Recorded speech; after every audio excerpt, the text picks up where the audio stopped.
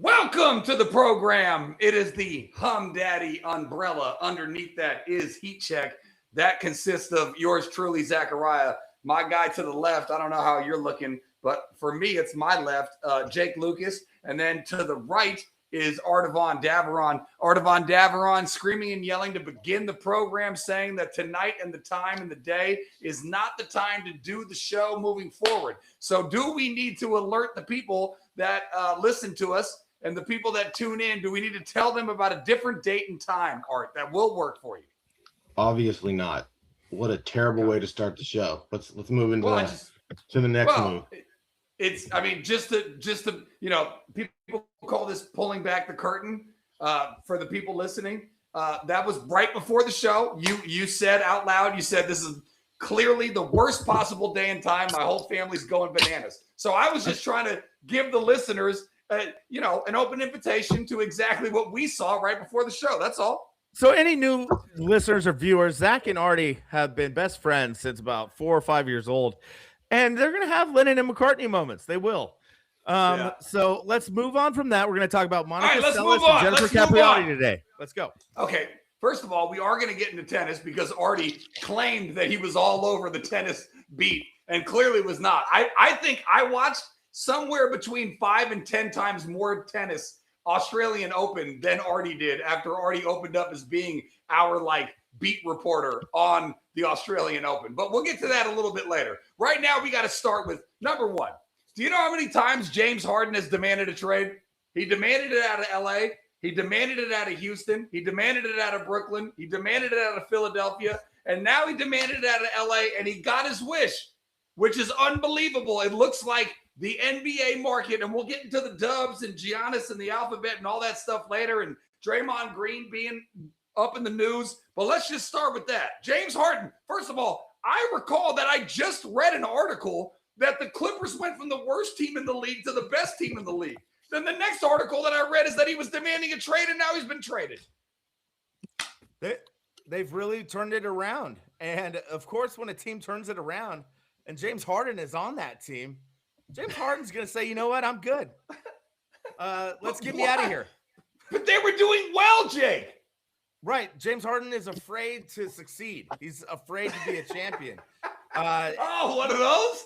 Okay. Yeah. If it's going good, he wants out. Did he not lead the 0 for 27 surge against the KD Dubs? Do you remember that team? You know, when the stakes are high, when there is glory on the line, James Harden just retreats into himself. Yeah. And he wants no part of glory. He just wants to put up stats. He wants to be in the Hall of Fame with stats. Guy is not a winner. He loves strip clubs. He's James Harden. Okay. All right. I think that's like the easy take, man. That's what people say these days. People are so quick to judge. Easy take, yeah. People are so quick to judge people these days. Okay. He demands trades. He's annoying, but his game ain't whack. He hasn't shrunk hella much in hella moments. He's lost a lot of big games. Okay. Nah. He's lost a lot of big games, but he hasn't shrunk hella much. He's shrunk in that one series pretty big. No, Art. He's the king of shrinking. His playoff numbers are abysmal, specifically his Game 6 and Game 7 numbers. Here's just what I don't get. Now, he went to the Cavs, right?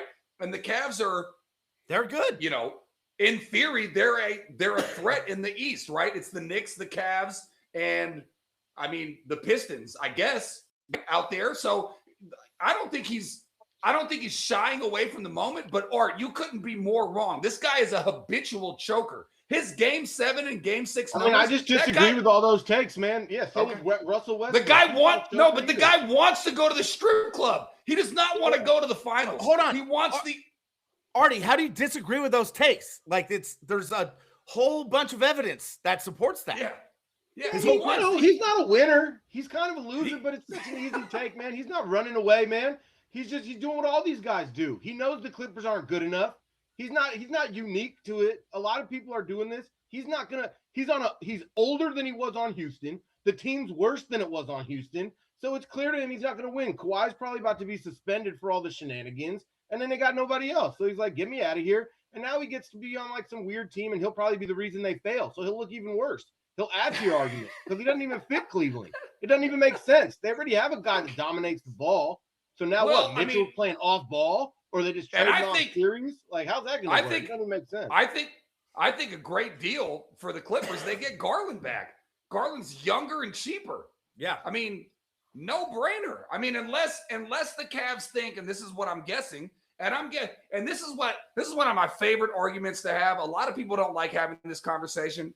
I really like having it because I honestly don't know the answer as much as like I know insiders or whatever. I don't know the honest answer. Do you think GMs and coaches go to players about trades? Because I would love to know whether or not Donovan Mitchell signed off on this trade. But if Donovan Mitchell thinks that Harden could put them over the top and Garland could not, that's very intriguing to me. Because I'm guessing that they did run it by him. No? I'm guessing Spider wanted no part of James Harden. That doesn't seem to be like his So you don't think they ran it by him? I don't know. Spider's only been there for a few seasons. It's not like it's going to Steph Curry, or okay. Let me ask you guys. You guys are big time Giants fans. Anytime the Giants made a deal, you don't think the GM or the coach ran it by Bonds? Do you think Donovan Mitchell is Barry Bonds on the Cavs? Kinda. Yeah. What? No. Well, yeah. Not. I mean, didn't he win an MVP? They were the 1 seed last year. Donovan Mitchell's been on the Cavs for 3 seasons, and he's like at the end of his career. I'm just saying, you're not running that by your best player. You're not saying, "Hey, we're going to trade Garland and bring in Harden." Not in that case. Okay. Art, you agree with Jake?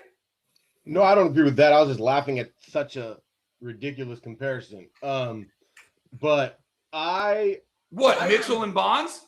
Yeah, I think it's a weird, silly, not even close comparison, and I don't think they ran trades by Bonds. It's just the best player.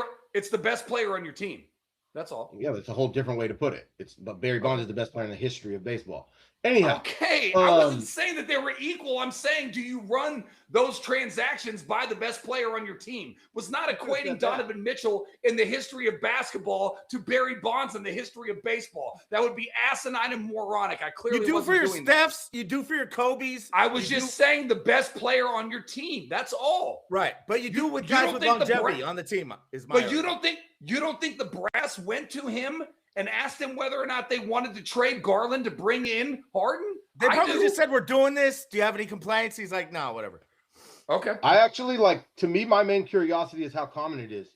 I've never, people talk about this all the time, and I feel like I'm curious of if it's common other than the people that Jake was talking about, right? Like, I'm sure people go up to all the stars of teams that have been there a long time, right? So I'm sure if you're doing it with people with longevity, it would only make sense because they have a history, they know people. It's going to happen. But I am curious, what the landscape of the NBA is, and does a star on a team always get talked to or not? Like, I mean, people try to tell me that GMs and coaches aren't on the same page, and I argue with them that that's insane. Like, any GM and coach that is not fully involved together on making decisions, to me, just sounds dysfunctional just from the start. Like, this whole idea that there's a huge separation of coach and GM is fucking crazy to me. Like, that's just it. There's no logic to it if it's true. Bleeping. And so to take it one step further, I mean, a lot of people say that doesn't even happen. So if that's not happening, I'm assuming in a lot of cases, stars are getting left in the dust. I'm guessing, but I would do it. I would suggest doing it. I would want to know what Donovan Mitchell and Evan Mobley thought. It wouldn't even be them, just him. I would want to know kind of from the group vibe. Like, y'all think it's going to fit? Like, to me, leadership in general, when you talk about any workplace, works better when you have some shared ownership of a goal, right? And if you're not involved in a little bit, I would ask. I wouldn't listen. I'm not saying just because you say this, it's done, but I would want to know your thoughts. I would want to hear, no, I think we'll have trouble guarding anybody with me and Harden on the court. Like, if I'm being honest, like, I'm not trying to use all my energy on D, and I know Harden ain't going to play D, so how's that going to work? Like, I'd like to have those types of conversations, but I'm curious. I don't know if they happen. I'd love more knowledge on that because it's a wonder to me all the time. Yeah, I got a lot of thoughts, Jake, but go ahead. Well, I know Steph openly says that's the way trades work on the Warriors. They come to him, and then they come to Draymond, but now Draymond's on the block, and we'll get into that. And that used to be the way things went with LeBron. But apparently, the Luka thing wasn't run by LeBron, and he felt slighted because they brought in a new stud to replace him. That's the way things went with Kobe. But that's not the way things go with these dudes who hop teams. I don't think the Sixers were asking Harden of his opinion on a trade, when he's in his first or second year on the squad, or KD's on the Rockets for his first year. Yeah. Hey, can we do this, KD? Nah. It's a different vibe for guys who have longevity with a team, who are like part of the city, part of the makeup culturally. And it's just, it's a whole different thing. But yeah, go ahead. I'll just say this. I think football and baseball are a lot different than basketball. I think baseball, and I remember this from my times when I had a credential covering the Giants and the A's, and I went into the locker room, and I will never forget the Giants locker room. Keep in mind, this is a World Series winning locker room. These guys won a World Series. I've never seen more divided situation in a locker room in your entire life. You had the Latin people playing dominoes and speaking Spanish. You had the white people listening to country music at their side doing their thing. Then you had like the others. I mean, it was like a jail cell that you would see in like a movie. Like everybody was isolated. So I think baseball is different than football, and it's different than basketball. With basketball, I think it's huge. I don't think I would need to go to my quarterback. Let's say I had Peyton Manning. I don't think I would need to go to him and go, hey, do you think I should bring this wide receiver in? Or do you think I should bring this offensive lineman in? Or do you think I should bring this linebacker in? I don't think I would need to do that in football. In baseball, I don't think I'd need to go to the starting pitcher and go, do I need to bring this center fielder in? Do I need to bring this left fielder in? Or do I need to bring this shortstop in or whatever? I don't think it matters so much in that. In basketball, I think it's huge. I think you go to Spider, you go to Donovan Mitchell, and you go, do you want us to bring James Harden in or not? And we're moving out Garland. Like, I think it's way different in hoop, because I think hoop is way more intimate. Like, Ark, just think about us playing it like, Court Nieces. Like, different players make a huge difference on what your dynamic is for whether or not you're going to win the game. I think basketball is way more intimate in that way. I totally agree with you. I'm just more curious the precedent. Like, as far as the way sports work, 5 people on an NBA court are on a rope together, right? And if one person is going off, it's not working. And so I totally agree with your sentiment. I'm just curious if it's the precedent. I just don't know. But I would agree with you. I would. And you should. And to Dom's point on the chat line, I didn't hear Kerr's pregame today, but I feel like, to your point, I don't even need to hear that. I think that's been one of the biggest kind of eye-opening things over the past few years to me about the Warriors organization, is how much openly it is that Kerr and the GM is not on the same page. And it's unclear if they've ever been on the same page. And to me, that's sort of wild. Like, to me, it really shows that, I don't know. Yeah, it just shows the greatness of who they brought in, and the fact that they did hit on a couple key veterans that were key pieces that made it kind of work, other than, the big dogs. But if Kerr's just out here coaching the people he gets, to me, that's wild. Let me say this. Really broken. Kerr and Bob Myers both wanted Franz Wagner over Kuminga. I know, that's even different. Now you're bringing a whole new layer in, right? You're talking. So I don't know if Kerr's on the same page as Dunleavy. I mean, yeah, but I think Bob Myers left because Lacob had final say on everything, and he didn't listen to his basketball people. But as far as let's also go back to when I was doing radio in Salt Lake, and the Warriors wouldn't move, certain pieces for marketing. I mean, how much different would the team look if they had made that move? Podziemski is untouchable. Can't touch Podziemski. Pods thinks he's going to have a better career than Steph. I'm hearing Siakam's name come back up. It's like 3 years later. Now we're talking about him. Well, but Zach, to your point, I think that's true for the most part. But Buster Posey did have a big say in the Giants' moves in his time. I remember when Melky Cabrera, who his stint on the Giants was amazing for a bit in 2012. So many good stints from your lucky ass 3. Right, but he got popped for roids in 2012. Yeah. And then he was eligible to come back for the playoffs. Yeah. But Posey said no, and they won the World Series. Wow. So, yeah. So wait, that's documented? Yes. That they ran stuff by Posey? Bear, and I guess it was Bobby Evans and Sabian asked Posey, what do you think? How's the clubhouse feel? And okay, all right. Posey said no, we don't need him. He's a cheater. Okay. I didn't even mean to go down this route, but you kind of just brought it out naturally. So I'm going to ask you guys, hardcore Dubs fans, how much say do you think Curry had in letting Clay walk and trading Wiggins for Butler? Clay told Curry not to impede. Clay said he wants to leave the Warriors. Steph, don't beg for me. I want to leave. So don't act. And so that was clear cut. That's documented. Okay. I think Curry definitely wanted Butler over Wiggins. Over Wiggins, yeah. Yeah, you know, Steph's such a nice guy, except for some stocks he has. But you know, he's still like a hardcore winner. He wants to win, and he knows Jimmy Butler's better than Andrew Wiggins. And he said, "Thank you, Andrew, for your service." You know, it's complicated though. A lot of the time, there's that intersection between player and GM and coaching. It doesn't really work, right? Like LeBron always over fiddled and like didn't really know what was best for him. I think in his case, he wasn't actually a good GM, and it was odd. Like for such a cerebral player, for one of the smartest, greatest players ever, it didn't actually seem like he knew what was necessarily the best. Or maybe it was that he was always impatient and he didn't have, you know, a vision, and he was always like, let's win now.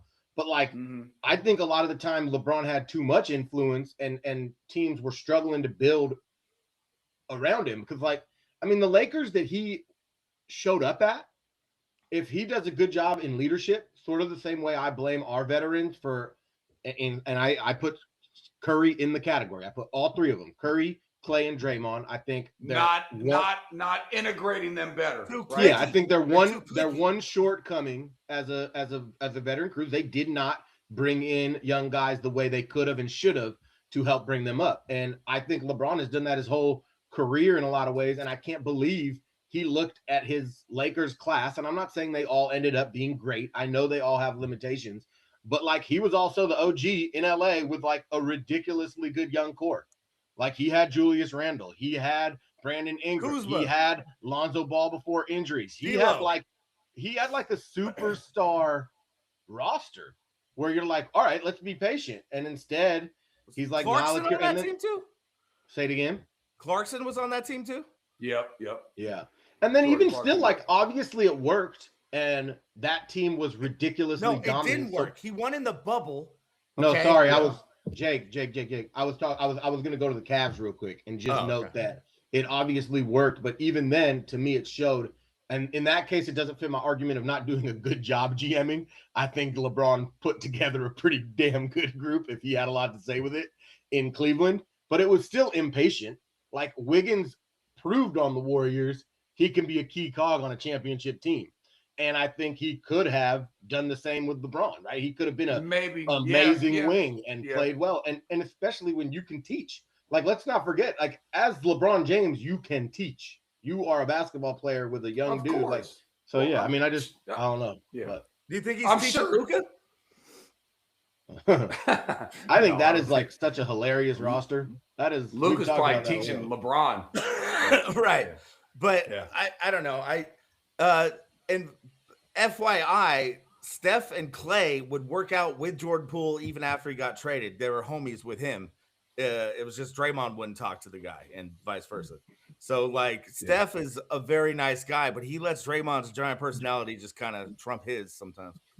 Yeah, that's been hard to watch from afar. We've talked about that, but like that's the one of the hardest things to watch has been like Curry just so strongly co-signed, like it has to be him and Dre. It's like, man. Well, I mean, now there's rumors, and we'll get to it, I guess. Yeah, I mean, his name's in there. Let's do it right now. I mean, that's the big news. Harden gets moved for Garland. Clippers and Cavs again. I'm confused because the last thing I remember reading was how the Clippers went from the worst team in the league to the best team in the league. I don't know why Harden would be demanding a trade after that, but he demands it. He gets it. He goes to the Cavs. I don't know if they're going to be able to compete with the Pistons and the Knicks in the East. We'll see. But let's focus a little bit of some Bay Area news and Warriors related. Art hopefully went viral. If he didn't, he should have, saying that I will take Mo, Larry, and Curly or whatever. I'll take the Three Stooges. And you just give me Steph. Yeah, you give me Steph and you give me the alphabet, Giannis Antetokounmpo, which I don't disagree. Those two guys on the court is probably what they were trying to do when the Bucks traded with the Blazers to get Dame over there, but Dame is not Steph. I mean, Dame is from the O. That's why he wears number 0. He's from Oakland. He's a boss. He's a great player, but he ain't no Steph. Steph and actually Giannis in Golden State could be some firepower. They say that Draymond's name is in the news. I can't believe that he's going to take that very well. But anyways, your thoughts, Art? Are you still on board? You just want Steph? Yeah, I mean the alphabet and Three Stooges. I'm on board for sure because no matter what, we're not on board with this, right? Like I'm not going to sit here and tell you, yeah, I want to watch this Warriors team, right? Like I'll tell you that. That's not the answer. And so I'm just interested. They got no Jimmy Butler. Yeah, I'm just interested in something. Yeah, with Jimmy, it was going all right, but let's not forget that like this team ebbs and flows. The Warriors have shown who they were. They weren't contenders. I know you love to say they were. We're not going to have the alternate reality, right? We're never going to get it. They got hurt. All right. And that might be the key here to the Giannis. Like the key here to the Giannis is what I see and envision is the healthy version. I think there's a really good chance that they could never show up for 82 games and be healthy, but hell yeah, I'm on board because I don't care. It's Steph's last hurrah, and I believe Giannis can rest this year. Giannis can get healthy. He's young. He's in his prime. I 100%. I 100% co-sign with that. Like let Steph cook with the best thing that he could possibly have in the end of his years before he goes to Charlotte to probably retire. And Giannis, that I couldn't agree with more. And Giannis will be such an ambassador in the Bay, dude. Like, just imagine Giannis. This fool will be talking so much international game. He'll be putting up food joint. I mean, I don't know. I don't say that. He's such a competitor, though. To have those two dudes. Oh, he'll have Greek. Yeah, he'll have some Greek action. Yeah. And then you can't. I mean, that's not a hard roster to build around. The funny thing is people are talking about bringing Draymond back into that mix, and it's hilarious. That is like, once again, the elephant in the room. It's like you can say you love that team, but like right again, nobody fits again. It's like right when you put Giannis and Draymond on the court together, now the puzzle's confusing again. So it's like, I don't even know that you need Draymond with Giannis. Like, you got the freak, you got the defensive player, you got the dude that's going to dominate the paint. You do need some committed, willing defenders, but I don't know that I want it to be Draymond. I'd rather my willing defender be like Herb Jones, right? Give me an Herb Jones who's busting threes at least. If it does happen, it won't be with Draymond, is what everyone's saying. They're saying, I know. Yeah, Jimmy Butler has been guaranteed that he is going to be on the roster. And so the only way salaries will match is if it's Draymond and Kuminga that get shipped out. And there's even talk of Draymond going from, to some other trade. And which is wild because what we were talking about, Steph said, me and Draymond, okay, all the trades, but that would mean Steph would have to sign on Draymond getting traded. And Draymond's a sensitive cat, man. Everyone thinks he's this big, bad boss. He gets his feelings hurt real easy. And so if he gets traded, I could see him and Steph like beefing for a while because Draymond is a very tender man. I don't think Draymond's beefing with Steph. Draymond, from day one, has told everybody Steph is the GOAT. And even if Steph did him the slight, I'll say this. I don't trust Draymond Green's as emotional state by any means. He's never proven anything to make you think he would be thoughtful and make sure he didn't have a knee-jerk reaction. But I would be absolutely shocked if Draymond Green had any sort of public issue with Steph. I think he would definitely root on Steph. I think he would publicly say he's rooting for them to win a championship. But you know what I do think would happen if Draymond got traded to the right team? I think if Draymond got traded to the right team, that team probably would win the championship. I think Draymond Green him on a young squad would show up so motivated if he got put in the right situation. Who? I'd love to see Draymond on the Pistons. I don't know who, but give me the perfect form. That's his hometown squad. Yeah, hey, I gotta be honest. This is episode what? This is episode what? Episode 4. That is my favorite take from Heat Check coming out of Jake Lucas. Draymond Green to the Pistons. That would be a great homecoming. Amazing. Why would you after Charlotte? I think Draymond to the Pistons would be dope. He'd bring back the bad boys. That would be sick. Worst fit ever. Would be what? Awful. You got where do you want him? Come on. Where do you want him?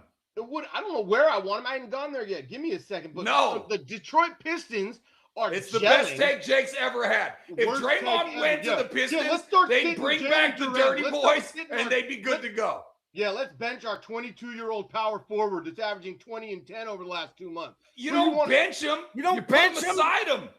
Draymond plays aside. like Now you got 23 two minutes guys a who can't game. shoot It's again. perfect. Draymond Exactly. Durant can't shoot.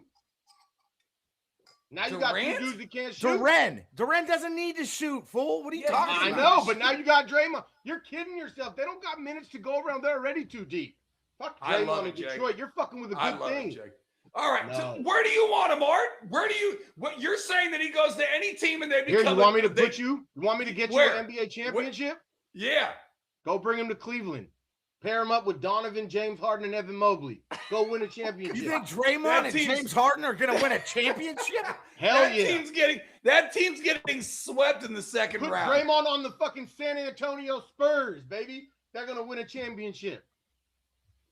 Terrible. Well, that's not a bad fit, but All right, let's move on. But gentlemen. no. I don't We're actually think 25 he's gonna win a championship anywhere. He's gonna just create a cancer wherever he goes. Okay. We're 25 minutes in, and for everybody listening, God bless you for anybody listening.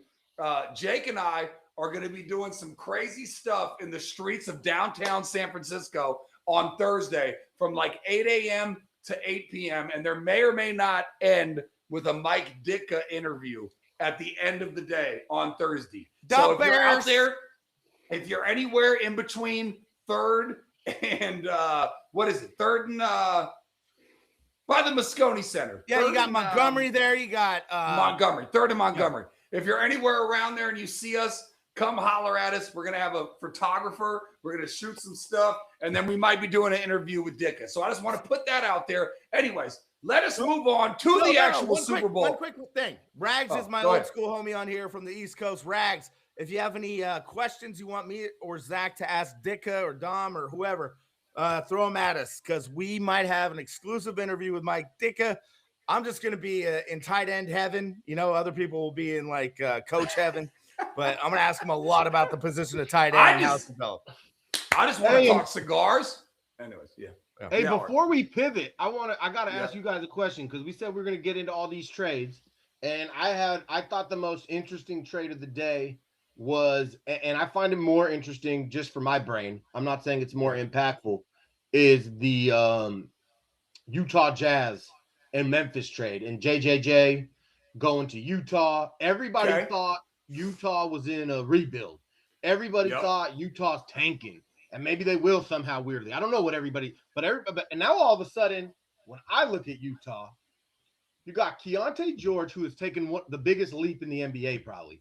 His efficiency, he went from shooting 39% to 46% from the field. He's averaging, I think, 25 points, 7 assists. He's just straight up balling for Utah.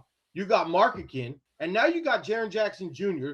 Don't forget, you got the beast Walker Kessler.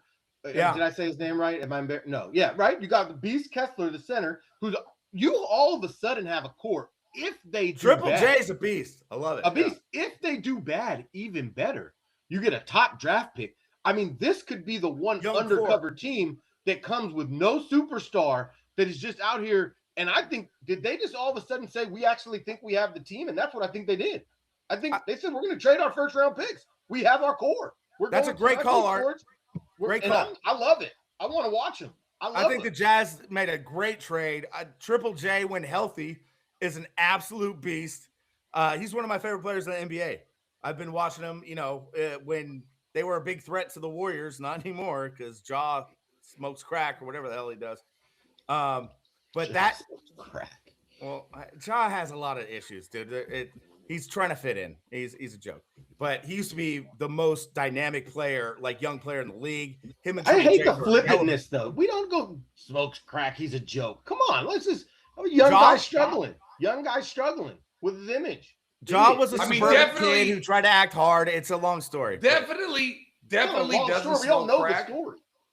Yeah, he might not smoke crack, but made a bunch of bad decisions. Yeah. Definitely trying to fit into the culture when he has like a chip on his shoulder.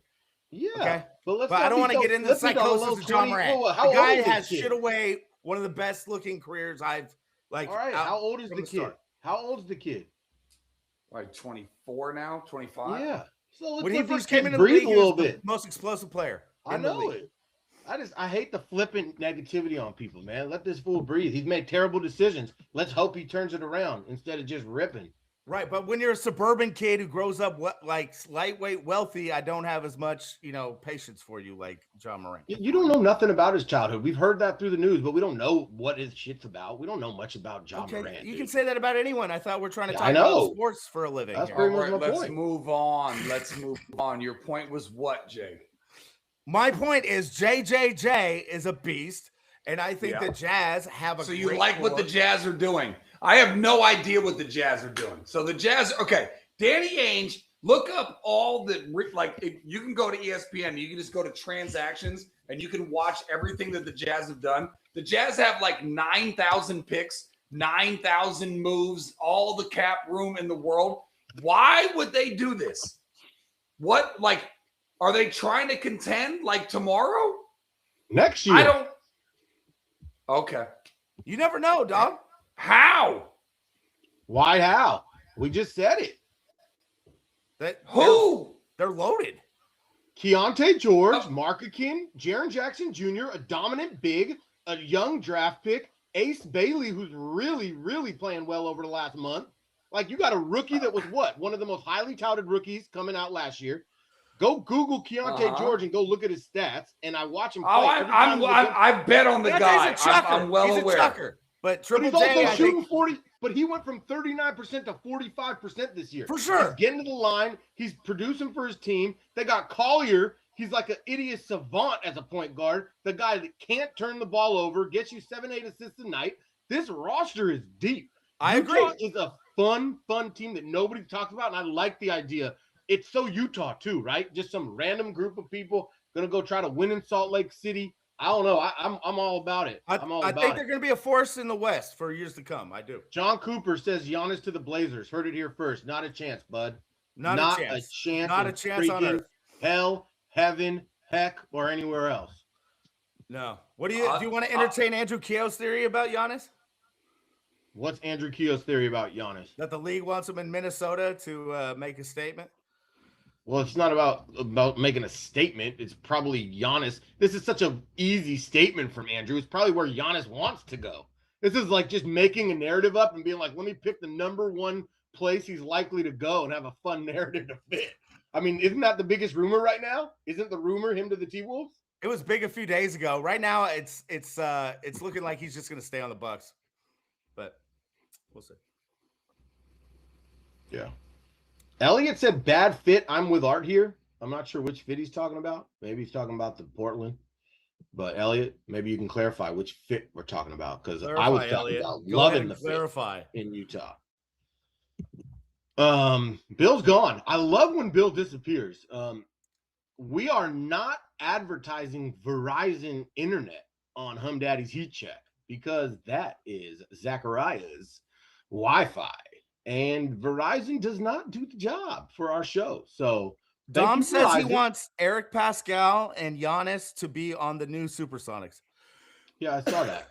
I didn't see that, but I saw him laughing about Pascal. And I always give us like Diagu, give us Jacob Evans, give us the whole gamut. But don't players like Pascal always like intrigue you and make you laugh? Like even this year, and it makes me think about Kerr, and it makes me get critical of Kerr, and I hate that I'm always talking critical of Kerr, so I'm not going to do that. But like, why do random people, and let's pretend I didn't say anything about Kerr, why do like random people like show out and then disappear?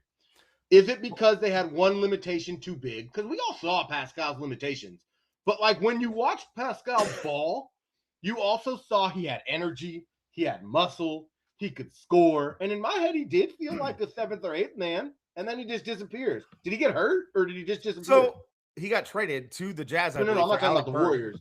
No, I know. I mean from the league, because he fell out the league quick. That happens, you know. We just went over this on the lesser watched Humm Daddies original show. We went over all the Warriors draft picks of the last 10 years. And, you know, you got McCaw. You got like Damian Jones. You got all these dudes who had flashes. But then disappear from the league. More than, you know, obviously James Wiseman's the biggest example. But there's dudes who've had moments that But you're us talking Warriors fans were like, oh, they were balling for a minute and then just Yeah. boom, vanished. But you're talking Jordan about slightly Bell, different dude. flashes. Like Pascal played like that whole season and was our best player in our lost Yeah, but that was season. when we won 7 games or whatever. I know, but it's just kind of funny. And then I do wonder about like, and this shit does piss me off, to be honest. And if you remember, like a month ago, I went on a tirade about like how ridiculous it was that Pat Spencer was balling, and then Kerr was like, "I'm going to start him," right? Which made no sense because like every Warriors fan knew that they had found the perfect role, like a backup point guard. And now I get it. And maybe it is just simple. Maybe it's really, really freaking simple. Melton's back. And so that's the answer. And maybe I can just shut up now. Maybe I could just shut up now. But I do find it funny and odd that we love to talk up a player, say how great he is, say he definitely fits the roster, he's unbelievable, and then he goes from we're starting you and we're going to play you 30 minutes for a week to you can't play anymore. And I always find it odd, but I also do get rotations, configurations. There are only so many guard minutes. I feel like I understand the intricacies sort of the NBA, and building fives pretty damn well is something I pride myself in, if you will, and maybe it's for wrongfully so, but I believe I can piece together fives that work, and I get that. And Melton's leaps and bounds better than Spencer, and I so never good. really I love D'Anthony Melton. Yeah, me too. He's been playing great.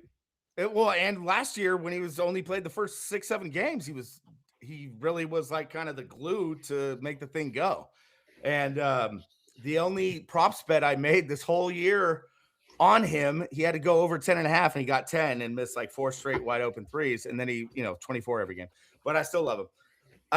Just to know what I'm nibbling on, Jake. And I can't remember if I've taken a nibble yet. If I have taken a nibble you've seen, it is a raw almond. But I think you might be referring to my glass, and it is just some lowbrow. Who's talking about a nibble? What are you talking about? Rags, your boy. A lowbrow from the sponsor, in the best of ways, Jimmy Bean is what we are drinking over here to hum our takes, to create our takes.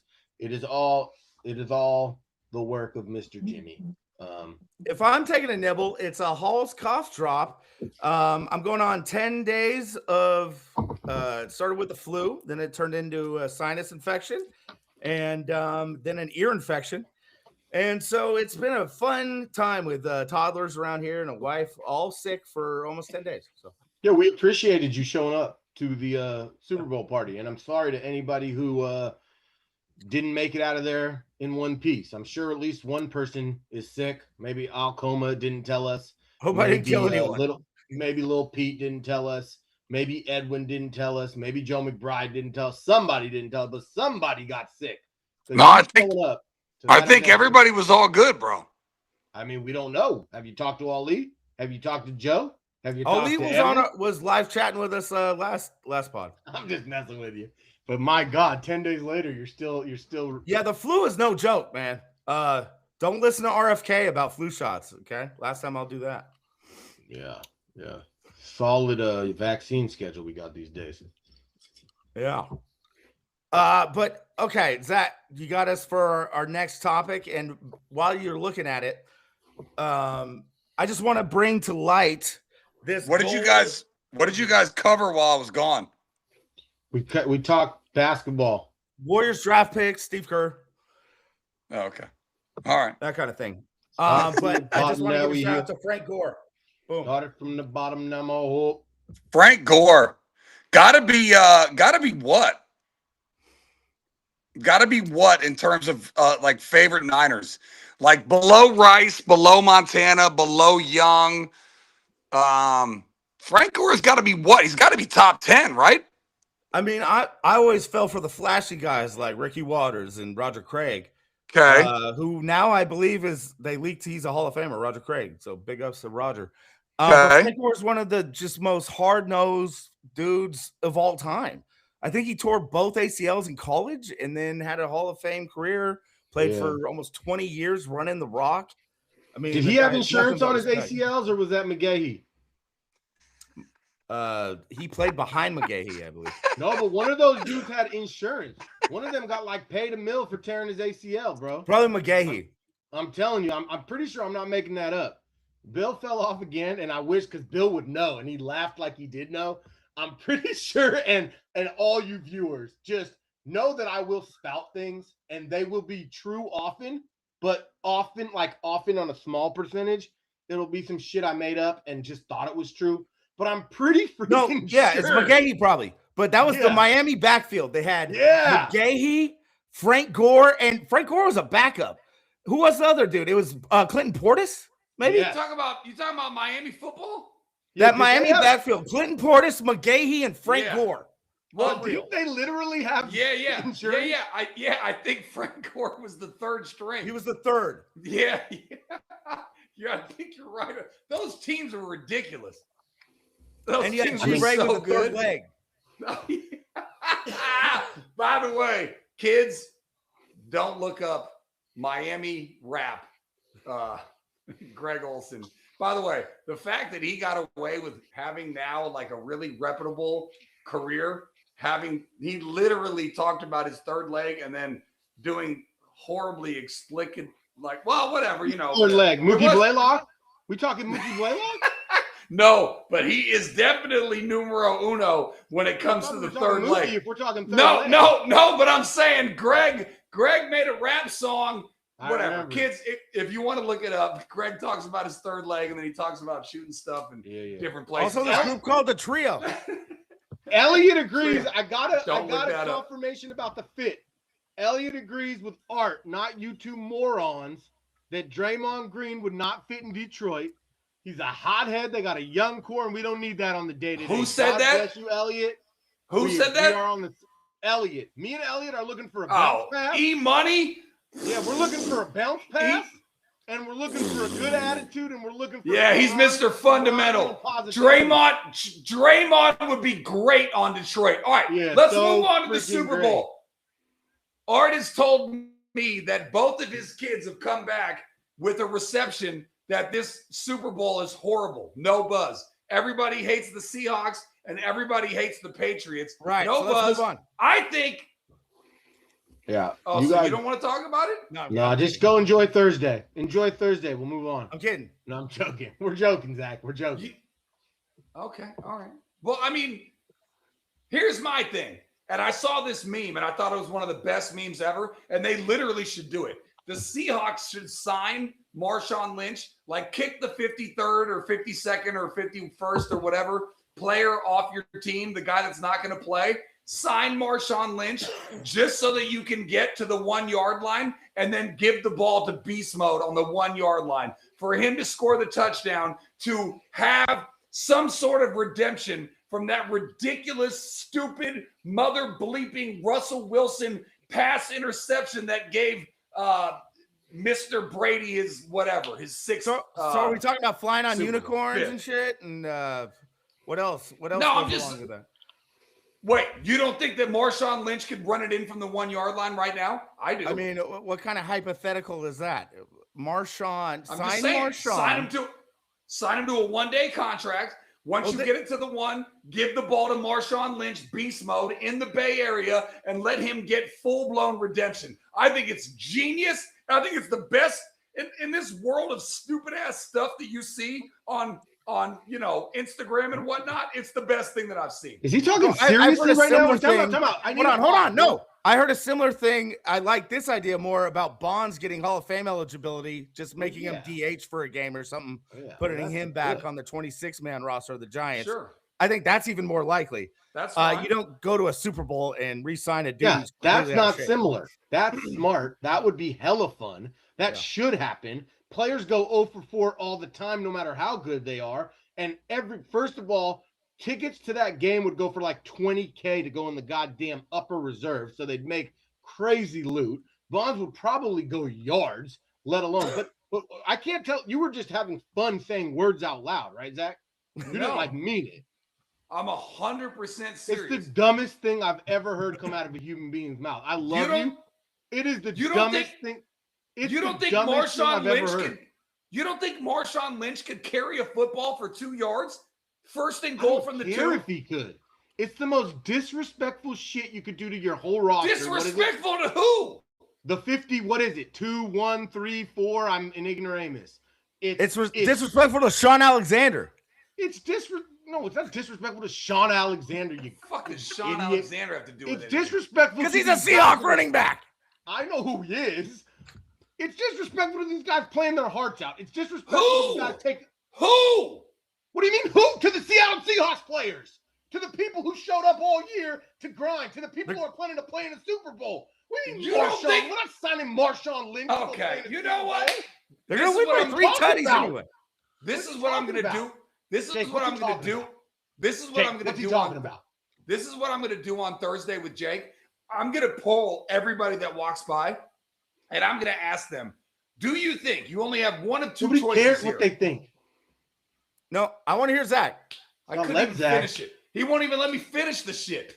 Anyways, if you polled anybody that had anything to do with the Seahawks organization, do you think it would be disrespect or do you think it would be wonderful if Marshawn Lynch ran the ball in from first and goal from the one of the two for a touchdown on Super Bowl Sunday? I'm guessing 95% of anybody affiliated with the Seahawks organization would say wonderful, not disrespect. Go ahead. Please imagine being the dude left off the active roster. Like the idea that you don't understand these are dudes that have put it on the fuck that guy that's left off the roster. You don't understand. That's what got him there. Sorry, too many bleeps, Jake. Sorry. This guy's been preaching team, sacrifice, vision for 2 years. He's been getting all these men to go with one goal. This guy wants to tell me this guy, I can't even, it's hard to even, I feel like I'm wasting my words. And bro, what are you talking about? I mean, I don't know what you're talking about. Again, I'm going to pull Jake. I don't know what you have planned for Thursday, but I'm telling you, first thing on my agenda. That question's not getting asked to everybody. I'm going to ask everybody. Anybody laughed out of the gym, Zach. Oh, not even like you think I'm going to lose on this? Well, I'm going to ask everyone if Steve Largent should be on the team too. How about that? Well, Steve Largent was like 50 years ago. Marshawn Lynch was like 5 years ago. You think Marshawn Lynch is running a sprint in 5 years?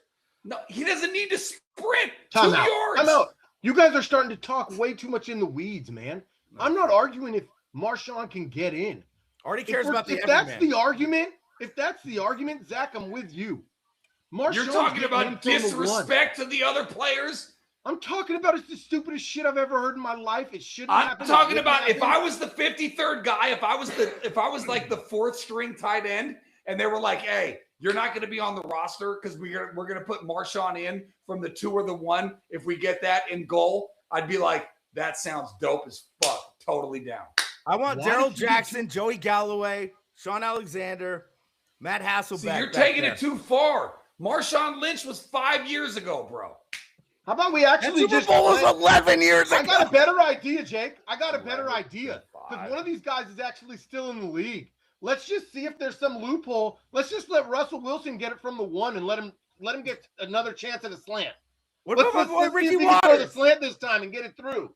Because let him redeem himself. Let's let Russell Wilson redeem himself on Super Bowl Sunday in Levi's. What a story that would be.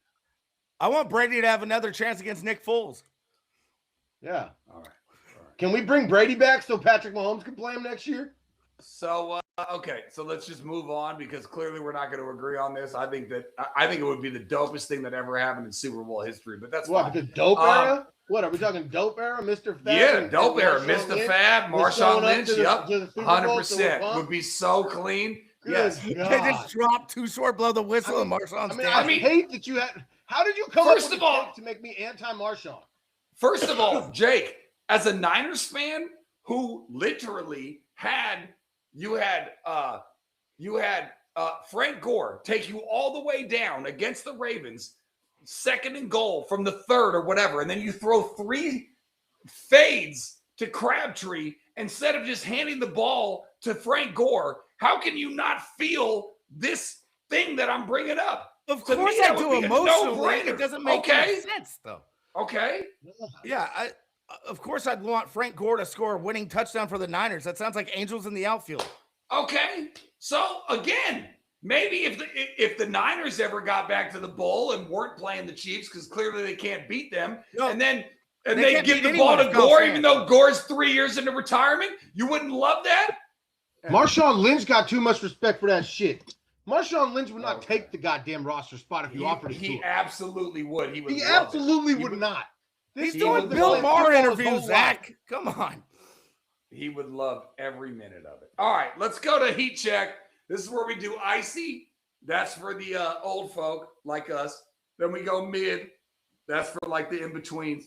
Then we go, icy mid or on fire, whatever. Whatever it is, mid's for the kids. On fire is for everybody. Icy's more for the old school folks. So, Art, Mr. Australian Open, I got to tell you, I believe that I watched more hours than you did. I'm happy that the Joker lost, and the women's final didn't do much for me. But you got anything for us on the Australian Open take? Do I got anything for you? I got nothing, pal. We fell off.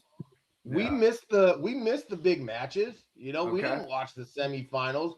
Okay. We didn't watch the finals. What about Mama Dukes? What about Mama Dukes? Mama Dukes and I haven't talked for about 5 days, so I missed her take. But let me give you a take. Wow. I do have a take. I got a take. I don't need much for a take, right? I don't need to watch the matches. I don't need none of that. Yep. What we're happy about is Djokovic not winning. Yes. And I would have been happy. I would have been rooting for Djokovic because, frankly, I feel like one of the old people. I feel like my mama in this regard. The heyday of tennis has passed us by. Not like it really has. I'm not saying they're better or worse, but you know how eras change. We're talking Steph Curry. We're talking LeBron James, right? Well, guess who we're talking about? We're talking about Federer. We're talking about Nadal. And we're talking about the last man standing. We're talking about Joker.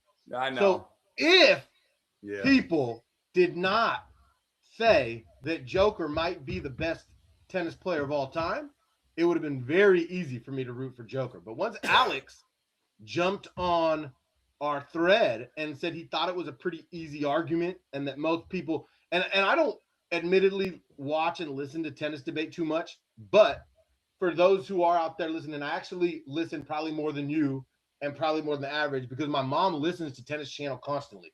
And they do talk about this stuff. What do you mean listens? On the radio? No, sorry. She watches Tennis Channel and I hear it. It was me listening. Okay. I'll be like doing stuff and I'll be hearing it. And ESPN will talk about this every once in a while. And I think there's a huge debate of who's the greatest of all time. I do not think it is just handed to Djokovic, despite the fact that he has the most majors ever. And I'm freaking happy he didn't get another because the further and further and further he passes guys like Fed and Nadal, the easier it is to claim it. And I think the grace of Federer, you know, that's my guy. That's my mom's guy. So I'm happy Alcaraz, the young gunner, came, put him in. And Djokovic didn't deserve it. The guy knew he was wasn't he down 2-0 in the semifinals when the Italian had to retire? Your Italian stallion had to give it up. But he did beat the other Italian stallion. No, I know, but let's the guy who should have won. Let the young stud ascend, and I'm glad we didn't have another Joker title. So I do have a take. Good stuff. All right, that was a hot take. I like that. Yeah, no, I mean that guy I think is on pace to blow everybody out. I hope he does. I mean, I've always been a Nadal guy. I know your mom has always been a Federer guy. You know, the Joker just rubs me the wrong way, but it's you really can't argue. It's kind of like the Brady debate. Like I hate Brady, but it's really hard to say that Brady's not the best to ever do it. And it's really hard to say that the Joker's not the best to ever do it. Anyways, as far as the women's side, pathetic. I don't even know who won. A couple of people from Eastern European, so we can just move on. Hold on. I got to take on that one. Oh, my bad. Okay, cuz. Yeah, I love it. Come on, kid. Bring it. Okay. You're talking about the upset? You ready? No, I'm talking men's. I'm an Agassi Sampras guy. Women's, I'm talking Monica Seles. I'm talking Jennifer Capriati. That's so long ago. I'm talking Anna Kournikova. Okay, Anna Kournikova made me realize that I'm a young male becoming a man. Ooh, was that early? I just want to give tennis shouts for that. Okay, hang on, Jake. Was that a very was that puberty? For me when I was young, huh? Hang on, was that puberty, Anna Kournikova? Yeah, that was like 13, 14. No, I think that was later. No, boy, like 97. Loser content here. Content here. First of all, not loser content. Anna Kournikova made me a man also, but I think it was way later. I think you were older than you think. Anyways, all right. Well, maybe I was in my prime of becoming a man. Yeah. I think it was She was later. dating Enrique Iglesias. I mean, I think it was What'd she like, end up marrying? and don't sleep on McEnroe, the freak book in the Larry David episode. One of my first Freak book. childhood memories, one of my first greatest childhood sports memories, and you know how that builds the foundation for you forever. You know, like it really does, right? You probably have a few first sports memories with your family, and it just, I don't know, at least for me, that's how I am, and it lasts forever. Like one of my first sports memories in my life is Eckersley getting the bomb hit off him. You know, I'll never forget that in my house.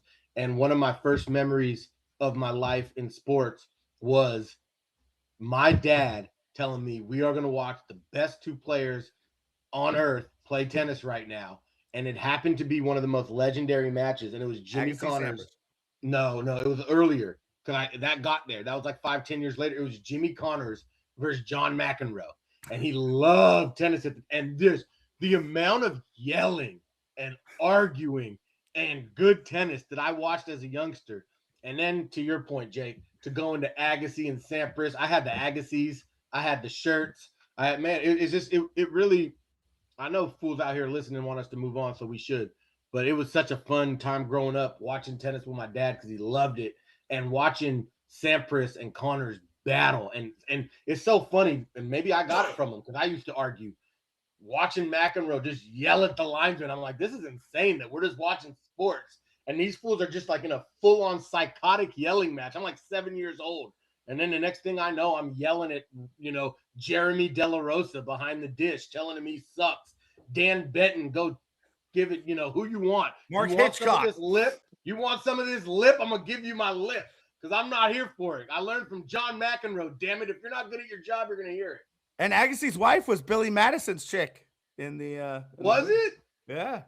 That's great. Who did Kornikova end up marrying? Because she was with Enrique for a while. No, there was an athlete. I'm pretty sure. Oh, no? Like a light-skinned whiteout or something. I don't know. It was like a star. Or a hockey player. No, it's a hockey player. Anyway, let's move on. Yeah, we can move on. One of my memories is just 1989 when the earthquake happened and the A's swept the Giants out of the World Series. That was one of the memories. That's like your last memory of sports. Yeah, it was such a good memory. It was like the Giants won no games, the A's won 4 games, and man, it was just, I felt the sweep. It was a sweep. It was just the sweep of that team. All right, how'd your 20s go with the Giants and A's? Yeah, let's move on, shall we? You boys tell me, are we now excited with the I can only go off of what our thread is, and what our thread is that you guys seem to be excited about the Giants moves. Talk to me about Giants free agency. It's shaping up to be a nice lineup. Yes, indeed.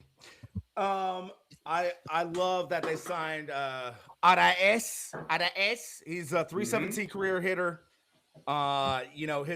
Apparently he had like long contracts offered to him from other teams, bigger deals, but he wanted to learn from Ron Wash at second base. He wanted to play second base, and he wanted, like, fools respect the hell out of Ron Washington. He's known as like the best infield coach there is. Yeah. He's a local Oakland guy. He coached the Rangers. He's a legend in the game. So I'm kind of juiced that he's on the squad this year, like teaching dudes how to field. And that was a big enough selling point for Araes to not take way bigger deals. And I'm juiced for him in the lineup, dude. I can't stand the way average has been forgotten in the MLB, and contact has been forgotten, and approach has been forgotten. So I can't wait to see the Giants actually play real baseball, just like set it up for the dudes who can hit the ball out of the park, leave it to Devers to try and hit the ball out of the park. Farhan wanted everyone to try and hit the ball out of the park and hit 230 with 18 jacks and strike out 1,000 times. So I like the new way the Giants are going about things for sure. This lineup would be so sexy in like a slightly older era. Like I do get excited about it, and it's fun. Let me back up for 1 second. First off, I feel like the signings are in the wrong place. I think a few months ago we talked. all I wanted was pitching. I think that's how you build. And I don't actually believe this lineup is enough. And I hope we get some more pitching. However, I'm with everything Jake just said. Like, I love the Arias, and I hope I will learn to pronounce his name correctly as I learn it. I love that signing because that's baseball that we like. That is a guy who's up there. He's hacking. And I love the idea, and I had no idea about this, Jake, that he's out here telling me, yeah, I hear people talking. I guess I'm not that good at defense. Let me go learn how to be an average second. If he can be an average to slightly below average second baseman, the asset he is to be a threat all the time, put the ball in play, do what you want him to do, have control of the bat. It's going to be so fun to watch that old school approach. I can't wait to hear Will Clark talk about him after a month or two. He's going to love him. He's going to love watching a kid come out there and just hit the way he wants you to hit. I'm looking forward to seeing Bader. I don't know much about Bader. I remember watching him last year. I think we joked about him looking like or maybe Twitter joked about him looking like a combination of every old Philly ever. Like he looked like John Crook and Lenny Dykstra and Darren Dalton combined. Anyhow, and Zach is gone again. But I was excited. I watched him a couple times. He seemed like a high energy player. He reminded me a little. It's a bad comparison, I'm guessing, because I don't know. I don't trust myself on this. But like he reminded me a little of that Aaron Rowan, just like go get it attitude. You know, he just seems like a gamer. He seems like somebody who wants to just go play 100 miles an hour, and I love that.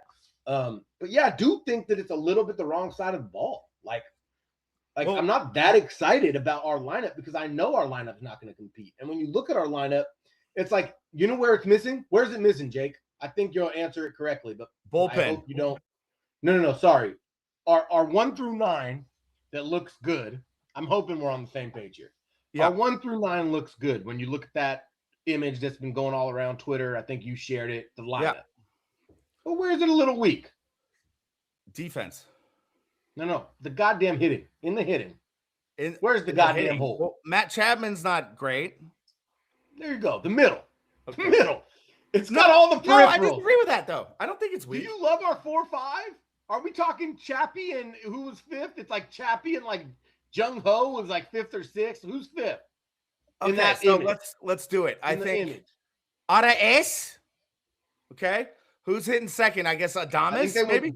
I think they went in the image. It was Devers, Adames. I don't want Devers second. I'm not from that kind of school of thought. I want Devers third or fourth. We're gonna talk softball. We're gonna talk Mustang girls softball here in a moment. Okay. And that's one of the things I'm thinking about is that exact question, where the philosophy. So I like the lineup. I like the hitting. I want Framber Valdez. Hell yes. And I want a bullpen because Ryan Walker turned into a shell of himself last year. And obviously we dealt Camilo, who also like fell off the map. So we need to get some bullpen studs. Yeah. Otherwise, I think the offense is set. I'm fine with it. Do you really like? We got gap to gap dudes. We got dudes with power. I like the lineup. Like I said, man, give me a little bit. Do you like in today's age? Do you like? Yes, I like the offense a lot. Yeah, I hope so. I want to love it because I like the fact that they're not superstar crazy. And the 5th we were forgetting with Ramos. They had Ramos in this little image. Oh God, he rubbed me the wrong way last year. Ramos batting 5th. It's got Jung Ho 6. It's got who's man? I'm forgetting the names, but whatever. You know, we got the. No, so you got Helio batted leadoff last year for some godforsaken reason for a lot of the games, and he was just an automatic K. So I think the additions of Bader and Arias will be dope. But so maybe just watch more than 15 to 20 Giants games, Artie. You'll get more. You'll wrap your head around it more. You know, I'm thinking about the fact that I was telling Zach this. I'm sort of actually pretty excited that we are doing this podcast in a way that will force me to sort of bring back my viewership to baseball because, you know, I love baseball. I think we've had a chance to talk about it a little on this, but like that's the sport I grew up in. I freaking love the game, and I haven't been watching it as much over the last few years. I'm not exactly sure why. I think it's mostly to do with life and busyness and all that stuff. Artie, you full blown. I came out there for a couple of days, as it's well documented, hopefully on this podcast, that you moved closer to the mic. You moved about 9 hours north or east or whatever it is. You moved to Brentwood, and I went out there for a couple of days, and I happened to put baseball on, and you ridiculed me for it. You were like, "Why in God's name am I watching Pirates Cubs or whatever it was?" So you do not like watching baseball currently. Well, I mean, not sin. like that's a sin. Yeah, I mean that's a little bit of a. You ridicule me, Art. Art, you ridicule me. Yeah, I did. I'm not gonna. I'm culpable of everything you're saying. That happened. Okay. That is. Okay. I won't take that as evidence that I do not like watching baseball. I love watching baseball. Okay. Part of my problem, and I think it is a problem with my life and my lifestyle. And now we're talking like I'm gonna go see my therapist. we're going on deep. Yeah, let's get into it. Let's do therapy here. Well, that's what I'm saying. Deep. Like I'm We're quite going literally deep. about to talk to my therapist on Friday, so now it feels like maybe we're about to just do a little bit of that right now. Okay, all right. But what we're talking about here is like I don't make enough intentional time, and I don't slow down enough. And baseball's a slow game. And But that's the beauty, though, right? I know. This is on me. Okay. I'm putting this on me. Okay. I'm saying I would like to actually create more intentionality and create more space for the things I love. Yeah. And one of the things I love is Yeah. Giants baseball. I will tell you, it was really easy to stop watching under Farhan. Because what did I tell you about college? What did I tell you about college football my whole life? What was my problem? Yeah. You don't get to know the players. Yeah. You don't really feel, and that's a big thing with connection. sports. Yeah. No, let's sit in this. Let's sit in this. Let's soak it in. Let's soak it in. He's right. He's right. Go ahead. So I'm ready. I'm ready for a new whatever position Buster Posey holds. I feel Farhan did his best to take viewership away from the Giants. It would, and I'm dude, I just have the Giants on every day, no matter what, no matter what I'm doing in the house. They're on. And I did my whole life until about 10 years ago, 5 years ago. So he took a lot of that, just like love I had and expectation. I love watching a boring lineup if I know what it is more than I do watching some platoon thing going on with new guys. That's true. If you don't have a tie-in with it, it's a lot more difficult. But to go back to Artie's point, and whatever you're going to do with your therapist or whatever, there is something like why I was doing it when I was out there with you for the 4th of July. There's a calming thing about baseball where you're just sitting there and it's like ball one. You know, I mean, Vin Scully was the GOAT, right? Just being able to just there's something calming, and like I love Ken Korak for the A's, and obviously Kruk and Kite for the Giants. Yeah, I mean, like, but there's Ken Korak's voice though. Is that the voice? The beautiful voice? Ken Korak, yeah, he's great. Yeah. We can get that guy, by the way. Anytime that we're going to get into this slow period, we can get anybody we want. By the way, so I was asked because I can't wait. I was asked recently, like, what's your favorite sport? And I'd say, like, to play it was football for me, not baseball. But to watch, it's just the familial vibe of baseball and the hours you spend with it, the way you get to know the players, the way the announcers, the broadcasters are just part of your life. It's a familial vibe, man. It's like a whole thing. And Kruk and Kipe have been there since we were kids, and they're still there. And John Miller and Fleming aren't half bad, and they were new broadcasters. Now it's been 20 plus years with both of them. So, Jake, you like blocking that much? That's my religion. You like blocking that much? You like blocking that much? Blocking? Yeah, you like it that much? Football? Yeah, you like blocking more than baseball? League football. Passing league football. So you don't like real? So you like basically like the fake season, and then when you're playing with your friends, footballs. I like catching footballs and getting a standing ovation. Okay, I like Randy Moss. I like Jerry Rice. I like Brent Jones. So you don't like football that much? No, the rush of football on a Friday night, even if you're blocking, it's awesome. And tackling, I love playing linebacker. So you do like blocking. You do like. I like tackling a lot more than blocking. What position did you play on varsity D? I didn't. Inside linebacker. Ooh, you must have had a lot of both holes ways, on the homie. inside. Started both ways. Shut down Zach's St. Mary's football team. You must have had a lot of holes on the inside. Your boy Tony Chavez gave up a game I a master class I had at inside linebacker one game when I shut down I love you to death, but I would not want Jake as my starting inside linebacker. Dude, I was a really good starting inside linebacker. I think you should play defensive you know. end. Defensive Ask end. people who played with me. Defensive end.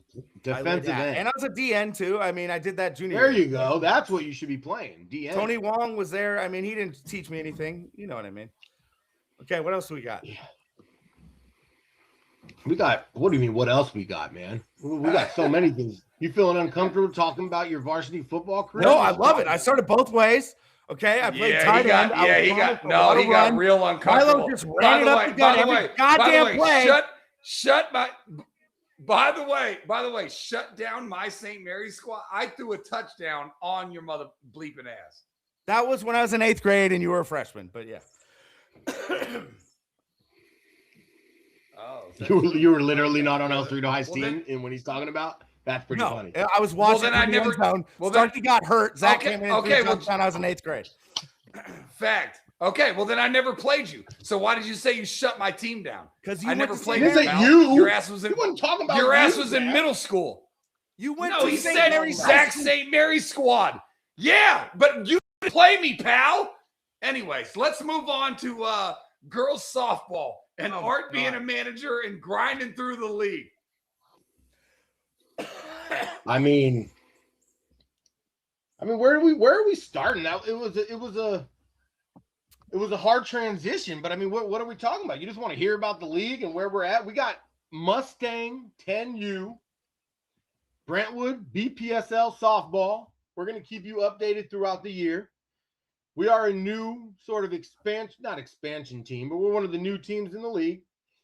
And you could cut the tension with a knife at draft night. And draft night was last night. And I had one order heading into draft night from my wife and my best friend's parents. And that was, you get her on the team. Okay. And so we got her on the team. But yeah, we're going to update the show once a week. You know, we do our weekly shows. The season will start in late March. We'll be practicing for about 6 weeks. But I'm managing the team. We got a 10-team league. We're the Wildcats. So we're going to follow the Wildcats on this pod. I won't waste your time. I won't bore you, but I will give you 1 minute a week updating you on the Wildcats. No, I love it. You know, I want updates about once the league starts. You can give me some box scores. You better get us somewhere, kid. You better get us somewhere. Yeah. Get us somewhere, kid. Well, I will. So what I want to end on right now is, Zach, why do you keep falling off? What is that, voluntary, or is that your internet? No, it's a lot of stuff going on, man. Don't get a puppy. Is this don't get a puppy? Well, I have a 1.5-year-old puppy and a 3-year-old puppy. Yeah. I mean, I'm assuming human beings, but yeah. I think humans are easier than dogs. Anyways, what happened? You guys totally failed out on the whole girls softball draft. And Jake was super rude. Let's move on from that. What else do you got, Zach? Okay. Jake was super rude. So we'll make sure that in 5 years, when we're really, really famous and popular, we don't talk anything about Jordy Nelson's career. We don't talk nothing about Mila's ascending softball career. We're going to make sure we let everybody know they suck. They're nobodies. And we'll make sure of it. So come to me think about talking about Jordy. Scored. Nothing's happened yet. Move on. All right. Fair enough. All right. Well, I mean, we pretty much know good radio from his asshole. So, you know, we just try to work with Jake. Well, I mean, we've covered pretty much everything, man. We've done the football, we've done the baseball, we've done the hoop. Yeah, we're going to be hitting those streets on Thursday. Should be fun. Me and Jay Lou out there doing the whole Jay Leno dog with a cigar type of thing. And hopefully a great interview with Mike Ditka. Yeah. That's pretty much all I got. Let's end so with Jake, Le'Veon Bell tweeted today. And it couldn't have resonated more. So as a fellow Humm Daddy, I want to know if you've experienced this yet. I'm guessing you might not have, because your kids might be a little too old. Anybody on the chat lines who's still listening, too young, sorry. Anybody on the chat line who's still listening that got kids, that's my kid's age, 6 and 9, you're gonna feel this. Le'Veon Bell tweeted, "There's nobody that cares more about their hydration than a toddler after being tucked in." And I cannot tell you how much Le'Veon Bell's tweet resonated with my heart. Because my God, what happens after you tuck your kid in? They want water. Oh, it is a guarantee they need something to They drink. want water. Yeah. They want milk. They want water. They want some. Can't you just put a big ass cup of water? Oh, you can. But somehow, as a parent, it's like a trap. You tell them, "Hey, you need something to drink? Nah, I'm good. You need some water? Nah, I'm good. Let's just go to bed." And you somehow get tricked 365 nights a year. Yeah. As a moron you are. And then they look you in the eyes and they say, "I can't go to sleep unless you don't give me some milk." Yeah, the Humm Daddies part for me, that's still happening. The tricks, it's this whole flu thing is fucked up everyone's sleep schedule. So Jordy wants to be held. He like wakes up middle of the night. We think he's thirsty. He refuses everything. He just wants to be held and go to sleep with him. Losing sleep, they're at that age. But Mila's really good. She'll, we just plant a nice little cup of water there. It's easily drinkable. It's not spillable. And she does a good job. Smart. Yeah. Wicked smart, boys. Yeah. All right. Anyone see a good movie lately? Let's do one movie each and then retire. I did the Ben Affleck, the trick, the rip, whatever. Yeah. The trick. The trick, the rip. Well, whatever. Yeah. I give it a okay, until the end, I would have given it like a D.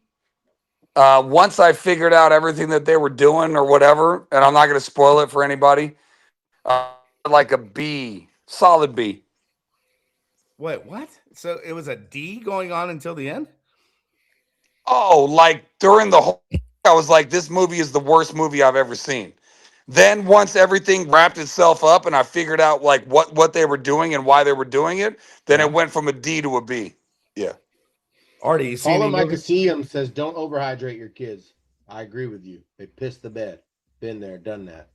Happens all the time in my household right now. It's a nightmare. Your kids are pissing the bed? We're not going to get into the details of the kids. Let's let them breathe. But okay, too much liquids at night does not work well. And for all the for all the bringing back the curtain you talked about to start the show, we're going to end the show with bringing back the curtain. All the curtain back. Yeah. Well, let's pull the curtain back. All the gripes you got with the sheet, we got gripes with you falling off, bro. Figure it out. We're 2 months later. Get some shit that works. I got you. Because you've been off and on all night. I'll take that flag. I'll own that. You're right. I'm wrong. I mean, I was right on the front end. You're right on this end. Yeah, we're both right. You're right. Who am I? Am I George here? Am I George Harrison? You guys are Lennon and McCartney? You look like George Costanza. Who's the one that Art said? I look like George Costanza. Really? I just lost 10 pounds from having the flu, Artie. So those commenters won't be saying those two fat guys. George Costanza. You're Lennon and McCartney. You ain't George nobody but Costanza, bro. Mr. Inside Linebacker. Who's the one that said the girl is mine? Paul, man. The girl is mine. Oh, I thought you were talking about Monica. Mine. Yes, she's mine. Mine. I don't understand the way you think. Thinking that she's yours, not mine. And all the fancy things you think. Just a real waste of time. A waste of time because she's mine. That sounded great. The doggone girl is mine. The doggone girl is mine. No, it's a good MJ one recently. Is stop pressuring me. Stop pressuring me. Stop pressuring. Makes me wanna scream. One time I was in Italy when Michael Jackson's song came out with that Chris Tucker thing, and I did like the full dance, and I and my brother was like totally horrified. I did that shit like in the streets of Italy. You remember what song I'm talking about? Yeah. It was like it was a huge Justin comeback. Timberlake Chris was on Tucker that was too. in the beginning. Yeah. Anyways, What are we talking about? think we are. What's the comeback? But I just wanted to Michael make a point, Jackson's you like guys, big who comeback enjoyed song the with Grammys just happened, right? What happened? The Grammys, I didn't watch the Grammys, bro. right? But The there only was thing- a tribute to, which I loved, to Ozzy Osbourne, and Post Malone sung, and there's like Slash and Duff from Guns N' Roses. Yeah. And there was a tribute to Roberta Flack, who wrote Killing Me Softly, and Lauryn Hill was the one who did like the tribute. And then Wyclef got brought up, and it was really, really tight. He was playing guitar. So it's kind of a cool thing. Raphael Sadiq was there. It was a cool moment. But anyhow. Did you see Trevor Noah? Trevor Noah hosted it, right? Yeah, he hosted it. You see his little part with Kendrick? Which one? I mean, he was just jocking Bad Bunny the whole night. I didn't see much with Kendrick. He went up to Kendrick in the crowd and he said, I was gonna give you a hard time about, and I don't remember what he said but then I remembered what you do to light-skinned people from another country, and I decided I better not. He said that's Zach's homie. Yeah, it was really funny. It was he was like, I decided light-skinned people from another country. Doesn't sound funny at all. I remember exactly. I probably doesn't sound funny at all. From the 6. Well, because you love Drake too much to chuckle at that? Yeah, because Kendrick is crap and all he does is mumble and you can't even understand his lyrics. SGA and Dylan. I'm just saying you could do better. Yeah, exactly. Tell me, have you heard? Do you know the number one streamed rap album last year in all of like Spotify, Apple Music was Kanye Graduation from 07? Yeah, you sent that to the thread. Reactions. Kanye's apology. Go. I think it was amazing. I think he obviously was dealing with some crazy stuff. Like, why would you kill your whole career for nothing? Mental illness is a thing. Zach, Kanye's apologies. Reaction. I didn't see it. Is it? Oh, you haven't seen Kanye's apology? No. Jake, where did he take it out? Where did he take out the page? Wall Street Journal. By the way, Jake, that's a dope ass painting. Thank you. No, I didn't see it. Did he apologized for all the Hitler shit and the like Ku Klux Klan shit? He took out a page in the Wall Street Journal to just talk about the mental illness struggles he's been going through and what it feels like to be in that and the bad decisions he's made and that he doesn't. How long ago did he do this? I don't know, a week ago, or 5 less. days ago. Yeah. Wow. Okay. And it's all right. People were like, "Oh, it's because you have a new album coming out." He's like, "I had the best, like the most famous streaming album of the year while I was off my that's not why. Yeah, that's not why." But so did he apologize to like Kim and everybody or what? Yeah, he said I ruined my life. I made enemies everywhere. I like did everything to be self-destructive and it didn't make any sense. And he said they looked back at his frontal lobe because remember that crash that he talked about all the time in 03? Yeah. Through the wire. Yeah. So through the wire. We looked at my physical stuff, but we never saw like the brain impact it had on me. And that's why I've been going crazy for the last 5 years. So he apologized for like what? Apologized Everything. for like the gotcha. Is he still with that is he still with that lady that he was making like basically dressed naked all the time? I think so, but dude, look at footage from his concert in Mexico City.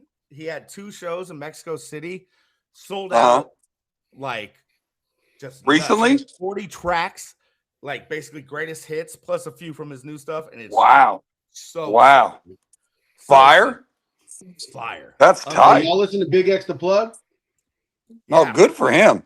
No, Art, but I know that's your favorite. You send a link today. I don't know how you don't listen to Big X the Plug, man. If you like rap at all, man, Big X the Plug's the best thing going in the game. He's uncomfortably hard. for somebody like What that, am I supposed to do with Big X the Plug, man? Did I mean, you see do you Pusha still like on rap? the Epstein files? Do you still like rap or no? Yes, I love rap. Well, if you like rap, then listen to him and see what you think, because he's like, Yeah, I know, but I haven't. I mean, I'm kind of stuck. Like I basically like nobody had more songs, and like I have. First of all, I think Tupac songs that like not a large part of the population also has. I mean, I was really into hip hop, but like my shit died from like 90 to like probably 2010. So like that 20-year gap is where I've got a bunch of shit, but that's 15, 16 years old. I don't know anything from 2011 on. Well, that's why I asked you if you like rap. I do like rap. So that's what I'm saying. So listen to Big X the Plug. You'll like it. Okay. And if you don't like it, tell me, because you might not. Sean doesn't like Well, it. what's his comp? What's his comp? You don't have a Biggie? comp to me. No, you don't have a comp to me. He doesn't sound like nobody? Nah, not to me. Gotcha. I don't know how to comp him. Yeah, he's a tough comp. He's a tough comp. He's raw. I feel Sean's biggest beef with him. Sean's biggest beef with him is that he flows into each other. It's a little bit too a lot of his stuff kind of sounds the same, but his shit is so dope. Yeah. He just put out a country album too. The hardest song, man. Go listen to Big X the Plug Texas. Go listen to Big X the Plug Levels. Go listen to Big X the Plug's man. Big X the Plug guy. Oh, Fabian's a big crit guy. Big crit's pretty tight too. Big crit's raw. Yeah. A Big X the Plug, man. Go listen. He'll make you love Texas. He'll make you really love Texas. So he's from the South. He's from Texas. Some parts of Texas are considered the South. Some aren't. You should ask. What's up with Big Mike? That link that Jake sent about our Mike. boy. Big Killer Mike. Killer Mike? Big Mike or Killer Mike? Big Mike's from the Ghetto Boys. Killer Mike is the dude who was cool with Outkast. He's a big fella. What are we talking about, Killer Mike? I sent a thing of Bill Maher interview. Bill Maher? Yeah, Bill Maher. Yeah.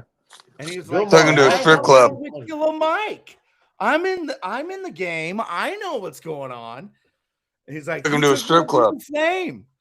And Marshawn was like, "Oh hell yeah, with them acid titties." That was too much. That was too much titties. Yeah, too much. He was like, "Yeah, it was just some people like their steak raw, some like it well done." Well done. He's like, hell yeah, yeah, my dog. You Yeah. two will probably nod your head because that's what you do. But that was Bill Maher really intentionally being a fucking pig. You could take that conversation so many ways. No, not intentionally. I think that was. No, I don't think it was intentional. I think that was him intentionally polarizing. He knows exactly the lane he plays. No, I think that was honestly.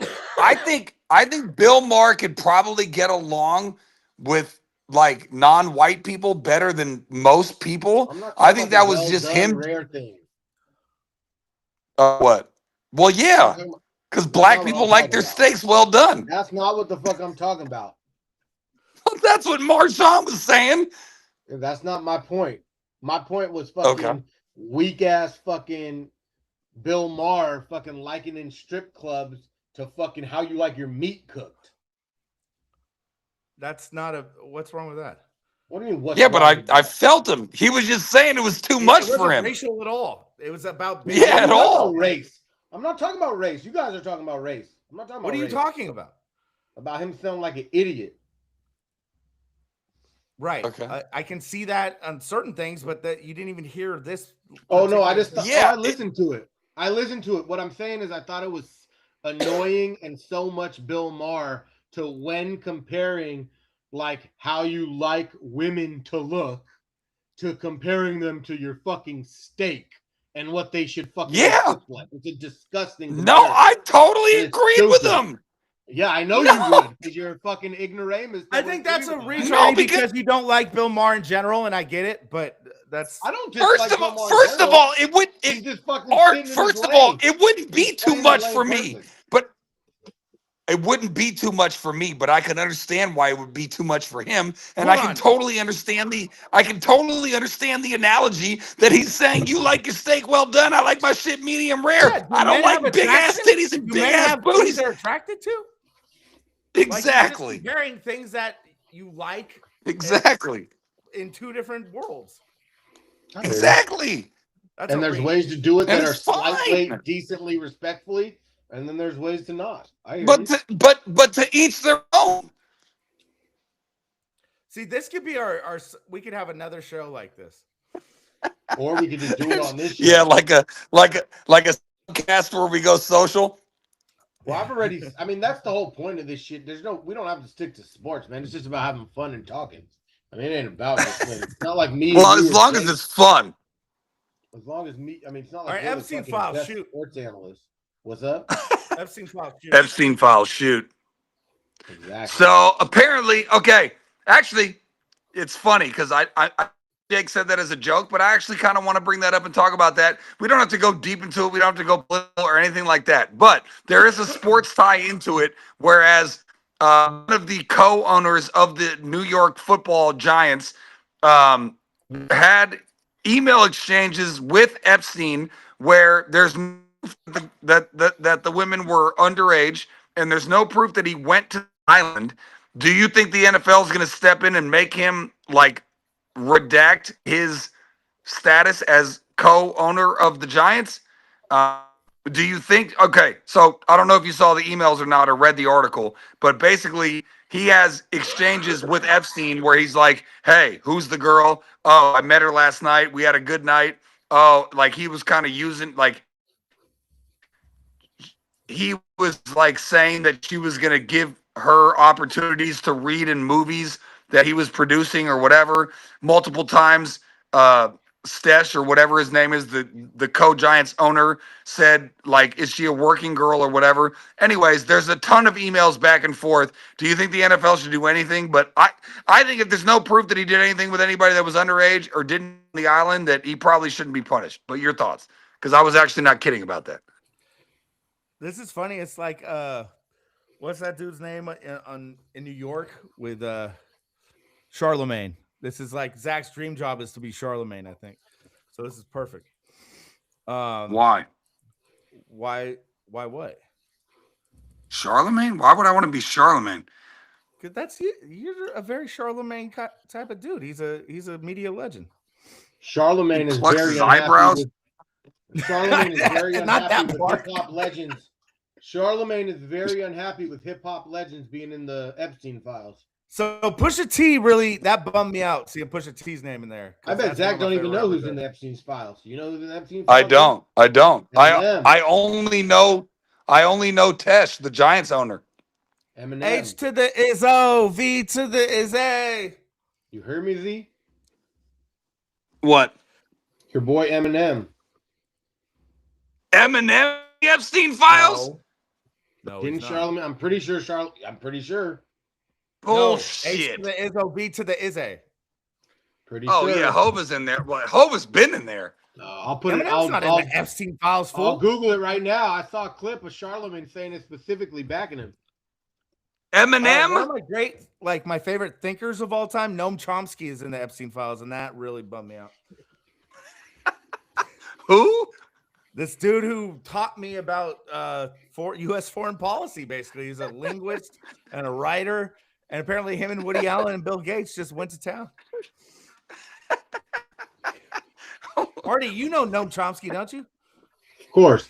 But it sounds like I want to know what the fuck. So who the hell in the rap game was because I very admittedly just saw like a really quick clip and don't know what I saw. Who in the rap game was sort of indicted negatively that you know of in the Epstein file? I've only seen Jigga and Pusha T. Jigga's not a shock. That's all I've seen too. Got it.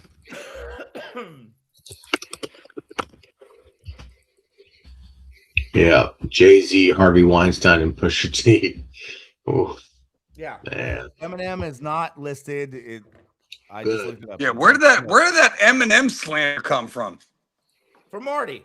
Because I think I know, but I'm asking Artie where. I think I saw some bullshit, and I probably just got duped by it. You know? Are you like my dad? You just click on random Facebook articles that are AI nonsense? Yeah, he got AI'd for He got botted. Yeah, you don't want to go there. You don't want to make yourself sound like a real idiot on your podcast. So Well, you just did. Let's Friend. slow down. You just did. Yeah. All right. You say you hate the Pistons, you hate Draymond, and you hate Eminem.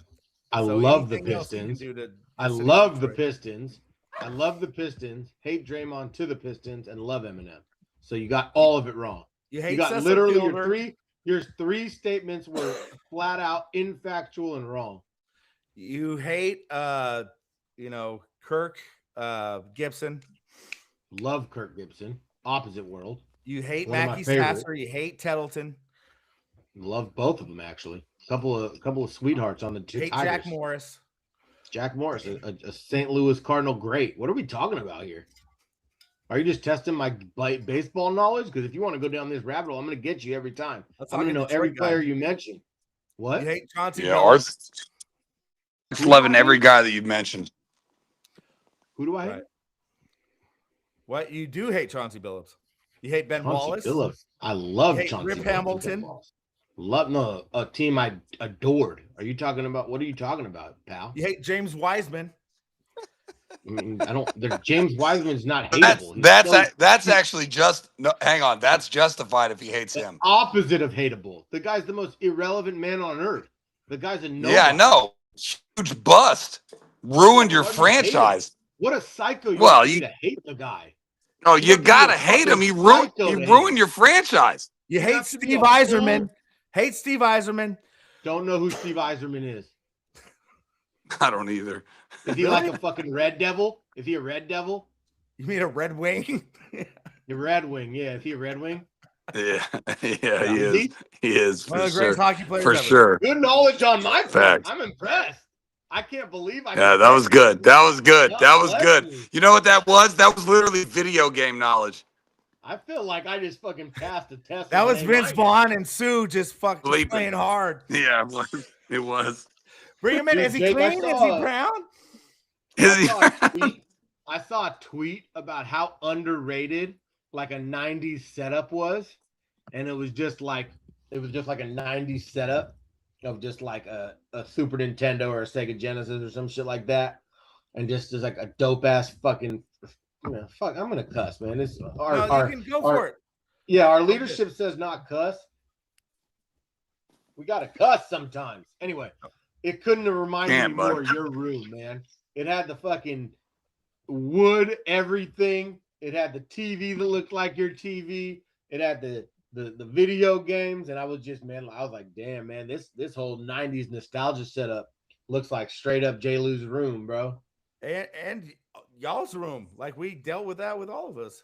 Oh no! But I mean, it literally looked like it's like I think it's going a little viralish.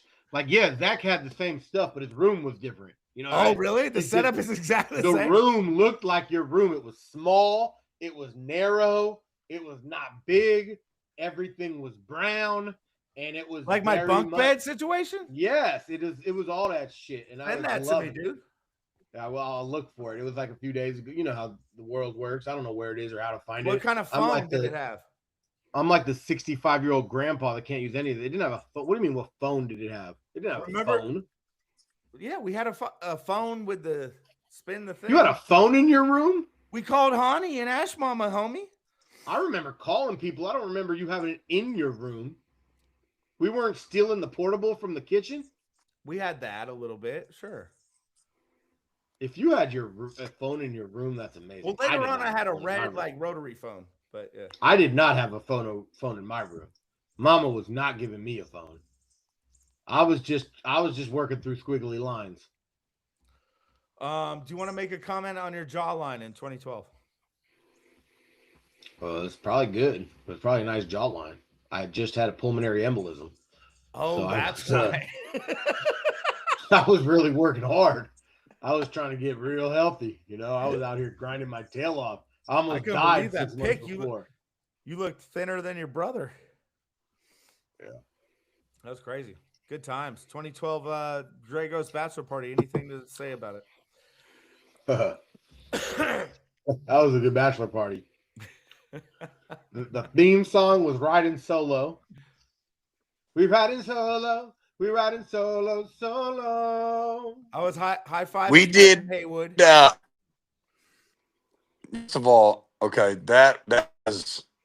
I don't even really understand how that all came about. Okay, first of all, upon my arrival, I don't even know. Did we fly out together? I don't know, but we got to We Paul's ran like house. 5 Paul was. miles. Yeah, Paul. Yeah. You and I ran, and then your brother Ashcon, he was on some. He was doing some yoga shit. Yoga shit. Yoga shit. Yeah, so he had me. Yeah, he had me doing like the downward dog and shit, and then I would come in, and then I would come into the big ass kitchen because Paul wasn't even living there, and I can say it now because he already got busted by the feds. He was pretending like he lived in. Oh, I can say it now. It's fine. He already got busted by the IRS. He was pretending like he was living. Oh, I can say this openly. It's fine. It's already been settled. No, he didn't do any time. But he was pretending like he was living in Nevada when he was living in California. So when we were there, like that whole thing was totally open. Yeah. So so at one point it was like 105 degrees, and me and Artie are like, I don't even know what we were doing. We were running laps up and down the block. Then I come back and Artie and Ashcon is like, I'm doing the spiritual yoga thing. And I'm like, okay. And then I go in and Artie's fucking pouring like whiskey and orange juice. And it's like, I'm riding solo. I'm riding solo. I'm riding solo. And like, we have no plans, keep in mind. Like, nothing we did made any sense. We went to a country bar at one point. I think Bree has video of us dancing at a country bar where we're just hammered and we're just passing each other off to each other or whatever. And then Dragos' bachelor party? Yes, this was the night before the Brendan Hayward thing. Anyways, we go to the Brendan Hayward thing and we're popping pills. We're doing all sorts of stuff. And what? Oh, sorry. Too much information. Oh, TMI. Playing. Oh, yeah. No. He was DJing. Yeah. Brendan Hayward. I was right next to Brendan Hayward. High-fiving him. Yeah, well, Artie wasn't high-fiving. And we got into a lightweight beef. And then, anyways, as per usual with our group, nobody threw in on the. I know I gave Art loot, but Art was you know, 3 like sheets to the wind. I paid Ashcon on a payment plan. Yeah. All fucking friends should be fucking ashamed of themselves. Ashcon appreciated it. He was like, thank you. Everyone just ghosted me. Thank you for Venmoing me or PayPaling me at that time $10 a month. And Hamid fell asleep at the airport and missed his flight. But Artie, when he got the check, he couldn't sign it. So they took him into a back room. And what did you do, Jake? You took like a limo with like some other people that were with Phil Hahn or something. Zach, right? You're telling like 7 stories. I know. That are worth like 5 minutes each in 30 seconds. Like, so there should be a 30 or 30 with all of this. We should actually consider pausing. Maybe do it just because there's not enough people listening anyway, and we can do it again. But we should have a 30 for 30. Alex Dragos. We could bring everyone on who was there. Yeah, we could. We could. There was a segment of me and my brother with hella beef at the strip club one night where he left and I was hella mad. Y'all don't even know about it probably because that was some weird brother shit. I don't. I was hella mad. I saw it. Hamid. You were beefing with who? My brother. We got me freaking morning after 2 nights later, not knowing what to do about the toilet, being hella confused, and fucking at being Paul's like, house? At PJ's house. And I remember being like the most depressed you could be. And I was like, bro, man, I'm just trying to use the toilet, but like, there's no toilets, man. Like, they're all clogged. And it had been like 2 hours, and I was super stressed out about it and like really struggling. And Andrew was like, hey, did you try flushing it? I was like, what you mean? He's like, did you try flushing it yet? I was like, man, it's clogged, dude. Can't you tell it's clogged? He's like, I think just try flushing it.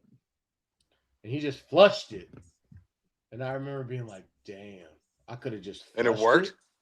Oh, it was just used. It was just a used toilet. Meanwhile, I spent like 2.5 hours in a panic. Me and Dragos ran into Brandon Jacobs in like a tunnel, like one of the walkable tunnels. And we were talking. He just signed with the Niners, and we were like, "How you feeling about hooking up with Frank Gore and Harbaugh?" And he's like, "Dude, it's gonna be legit, dog. I can't wait." And then Harbaugh didn't play him at all. I rode in with Pete. I picked up Big Pete from the airport in like Ontario, and I rode in my Honda Accord, and it was leaking oil. I got a notice from the neighbors that my car was leaking oil. One of my cousin's favorite quotes of all time is about like 30 minutes after freaking out about the toilet and Andrew making me realize I could have just flushed it. I was just pacing back and forth in the house. There's like 4 people left at the kick it. Like everybody's gone home. And I'm just like in the worst shape you can be. Just like, you know how it goes. You know, we're not going to go into details, but we're 2 days in. We're 2.5 days in. Not enough food. A lot of other things. And I'm just freaking out. I'm in a full tailspin, but I'm totally internalizing it all. No words. And I'm walking, and I'll never forget. Like, nobody has said anything for about 45 minutes. And then Hamid, he's just sitting there on the couch. And he's like, Indiana Pacers, huh? I'm like, what? I'm like, yeah, we got the Indiana Pacers over here, huh? Just pacing back and forth. Pacing around the house. Yeah, he's got me to chuckle for the first time in like 2.5 hours. Guy was like nervous for me. So good. Oh yeah, and then the best was went to the Pacquiao the best fight. was not only Hank missing his flight, but that Jake was there for like 2 days later. Because I remember Paul was like, "Hey, Jake said he just left."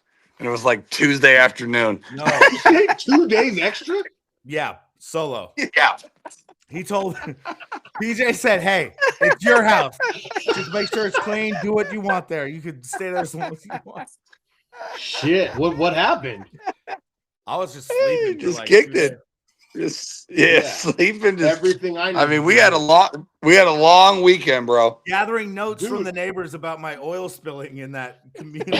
Dude, that was the scariest drive of my life. I had to drive home after that 2.5, 3 day bender. I had to drive home to Pullman from Spokane Airport. Anybody who is a WSU Cougar or a Gonzaga, whatever the hell they are, or anybody who just knows that landscape, dude, I had like an 1.5 hour drive home from the airport, and I was because you parked your car at the airport.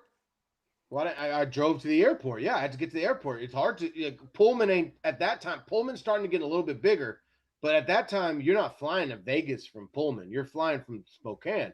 I bet you still might be. So you parked your car, and then you had to drive. Went for the weekend, came home. What time? One of the hardest drives of my life. What time? About 10 p.m. I don't remember. Late night.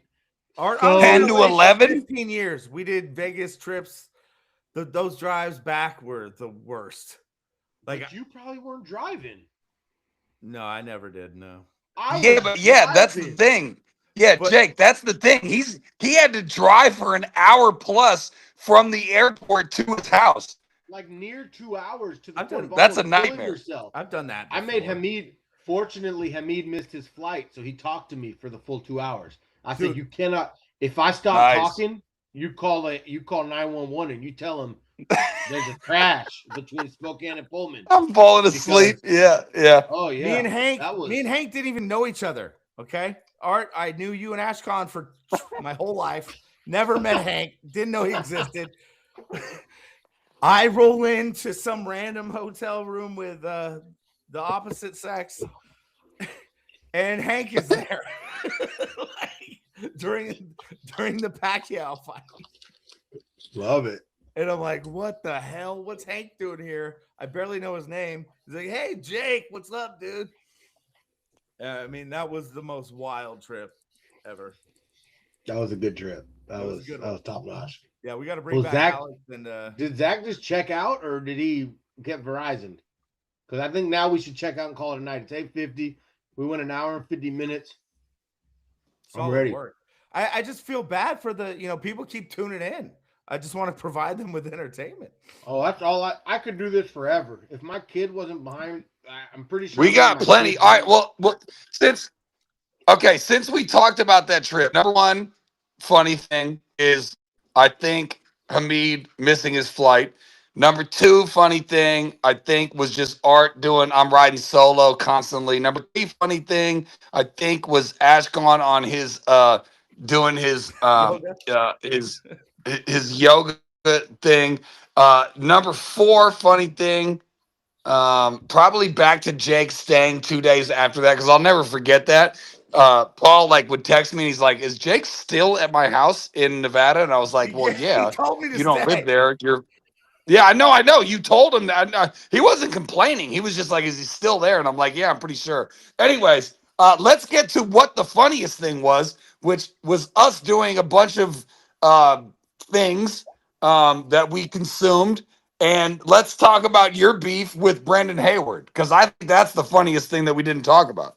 I didn't beef with him. I vibed with him. Oh, you did? No, you were good, Jake. You were fine. You were fine. We're talking about Art and Brendan Hayward, okay? So if Art wants to go into it, mention Danny yelling outside of the club saying, "I'm not spending my hang on, hang on, Jake. If you want to go to Danny refused. Danny refused to enter the club and went home because he said, "I'm not going to spend money, even though it's a bachelor's party and I'm supposed to be doing what everybody else does," which is what? Drop a couple of Houndo or whatever. Totally ridiculous on Dano's cheap ass part. He's like, "I'm not going to pay $200 to go into a club and just listen to T-Pain spin records or whatever." Anyways, that's something else that we could talk about. But what I want to talk about is what, as much as what Art wants to talk about, which was beef with Brendan Hayward. Well, meanwhile, Dano was the only guy making money at the time. Like, I was like, no, Andrew. All right, but Andrew didn't complain. But like, your boy Art was out here, graduate student grinding, negative dollars. True. Fucking damn near like, I mean, I wasn't quite peddling for cash, but like I certainly had none. I don't even know how I fronted I have no idea how I fronted the crew. Probably on credit. And this fool Danny, I'll never forget. To your point, I will never forget, because I would never, just as a kid, especially when money didn't mean anything. I was just like a 25-year-old, and Danny's like 28 with hella money. And what year was it? 12. I don't know. Yeah. But that's a long time ago. And this fool's like, "I'm not paying a hard day's work to go." And I just remember thinking, I can't believe you don't want to kick it hella hard for the night for 1 day's work. Like, for me, I was thinking like, damn, crazy. I'm how to pay this off. I was like, I'm about to put $2K on the credit card bill. I'm about to have to hound all the homies. Well, you knew. But Art, hang on. You assumed people were going to pay you back, right? Like, I gave you $200 or whatever my share was. I mean, it took me at least a year to get paid back in full. Yeah, Ashcon was like, "No one has paid me back. Thank you so much for giving me a monthly installment." I mean, we're talking about arguably the cheapest 10 men on earth. Well, I was in LA. I was like 27. That shit. We're talking cheap people like that are not really interested in paying for things. But yeah, totally down to pay when I have money. This was a broke ass Jake being an actor. Yeah. But yeah, it was a good time. Brendan Hayward, his big beef with me was sort of the fact that I could not quite remember that I had a table and he had a table. Our tables were next to each other, Yeah. And his table. So what do you mean you did? Yeah. Well, his table they were right full of beautiful women, and it was right next to my table. Like, where do you think I'm going to be? I'm going to be on the edge of the tables.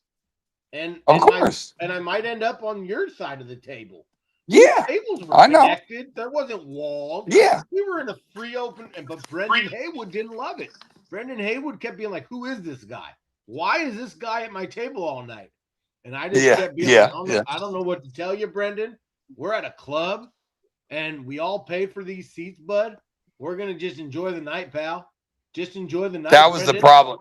That was the problem, Art, is that you were treated like you guys were on a level playing field. He did not like that. He wanted you to recognize.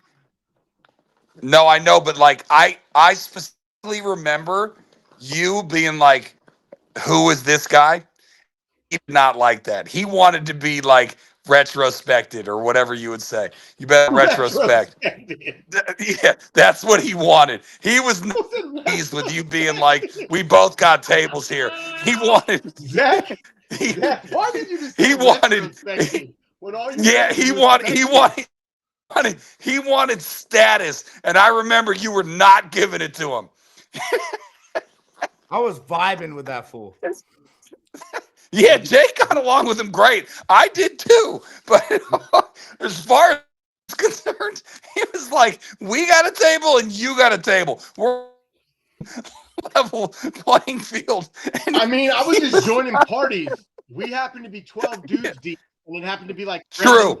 11 chicks. True. Trying to even out You're right. You're right. Brendan wasn't feeling that. No, you're right. Brendan didn't like You're right. The proximity didn't help. Yeah. I think a year or two before, Rashard Lewis almost knocked me out at one of those things. Because, the former Sonics player? The former, Magic 3-point shooter? Yeah. Yeah, Sonics player. Gotta end this. I would stay all night if you guys want to keep chopping it up. I got to get these kids to bed. I can hear them in the back of me. All right. Well, all right. Well, do your thing. We can jump back on later if you want. Well, I mean, we can keep going. You keep going.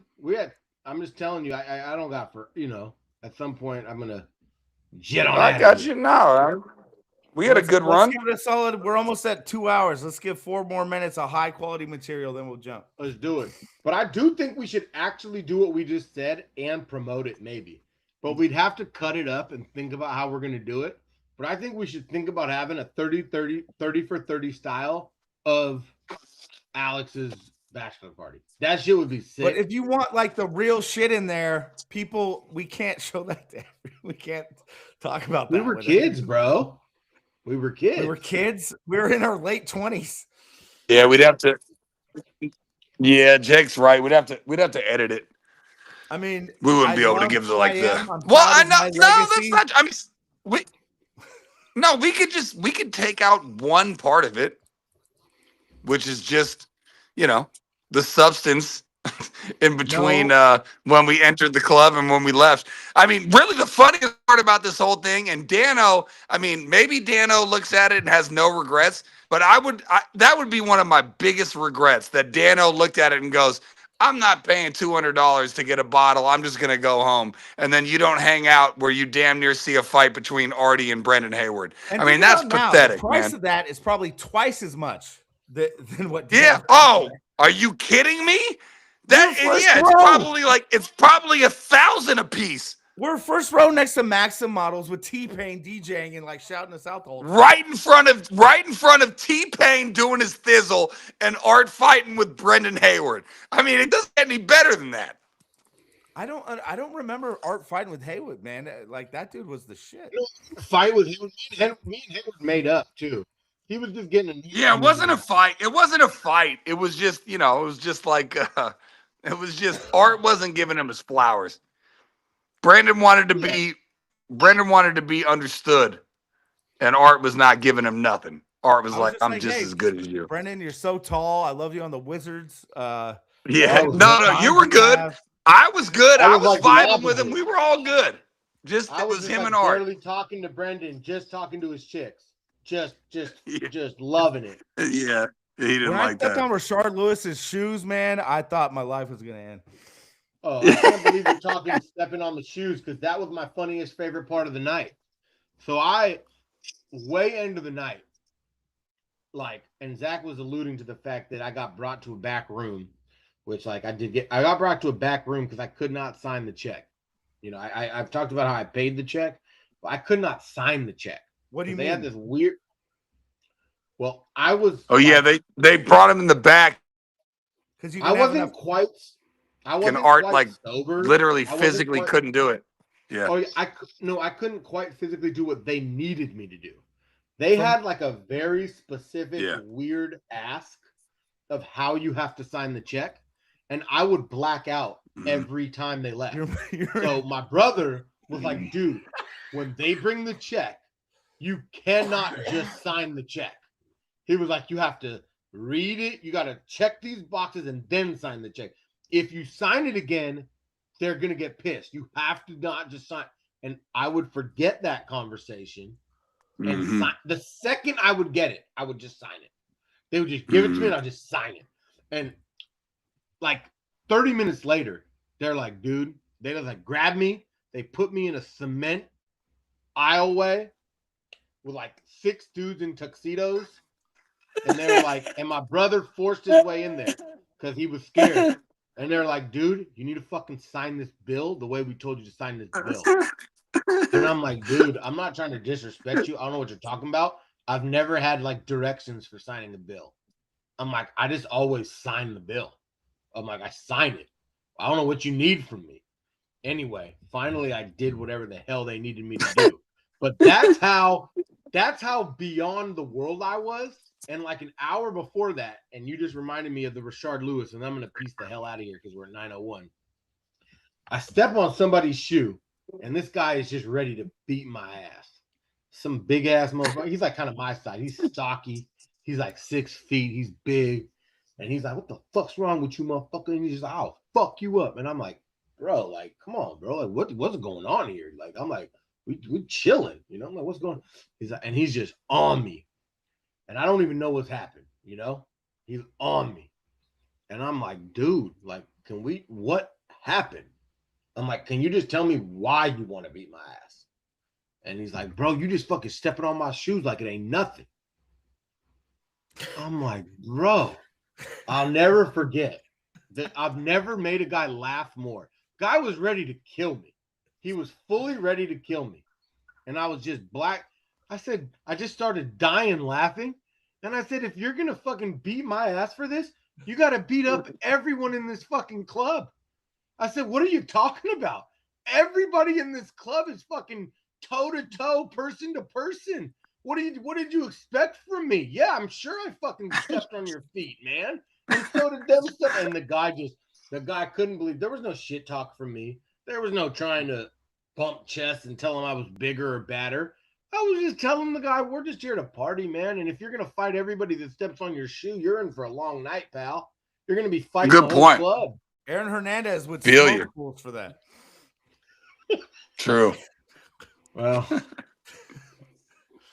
my guidance. All right, gents. All right, great talk. Excellent. Me and Zach are going live Thursday. See you then. Peace. Should be popping. Yep.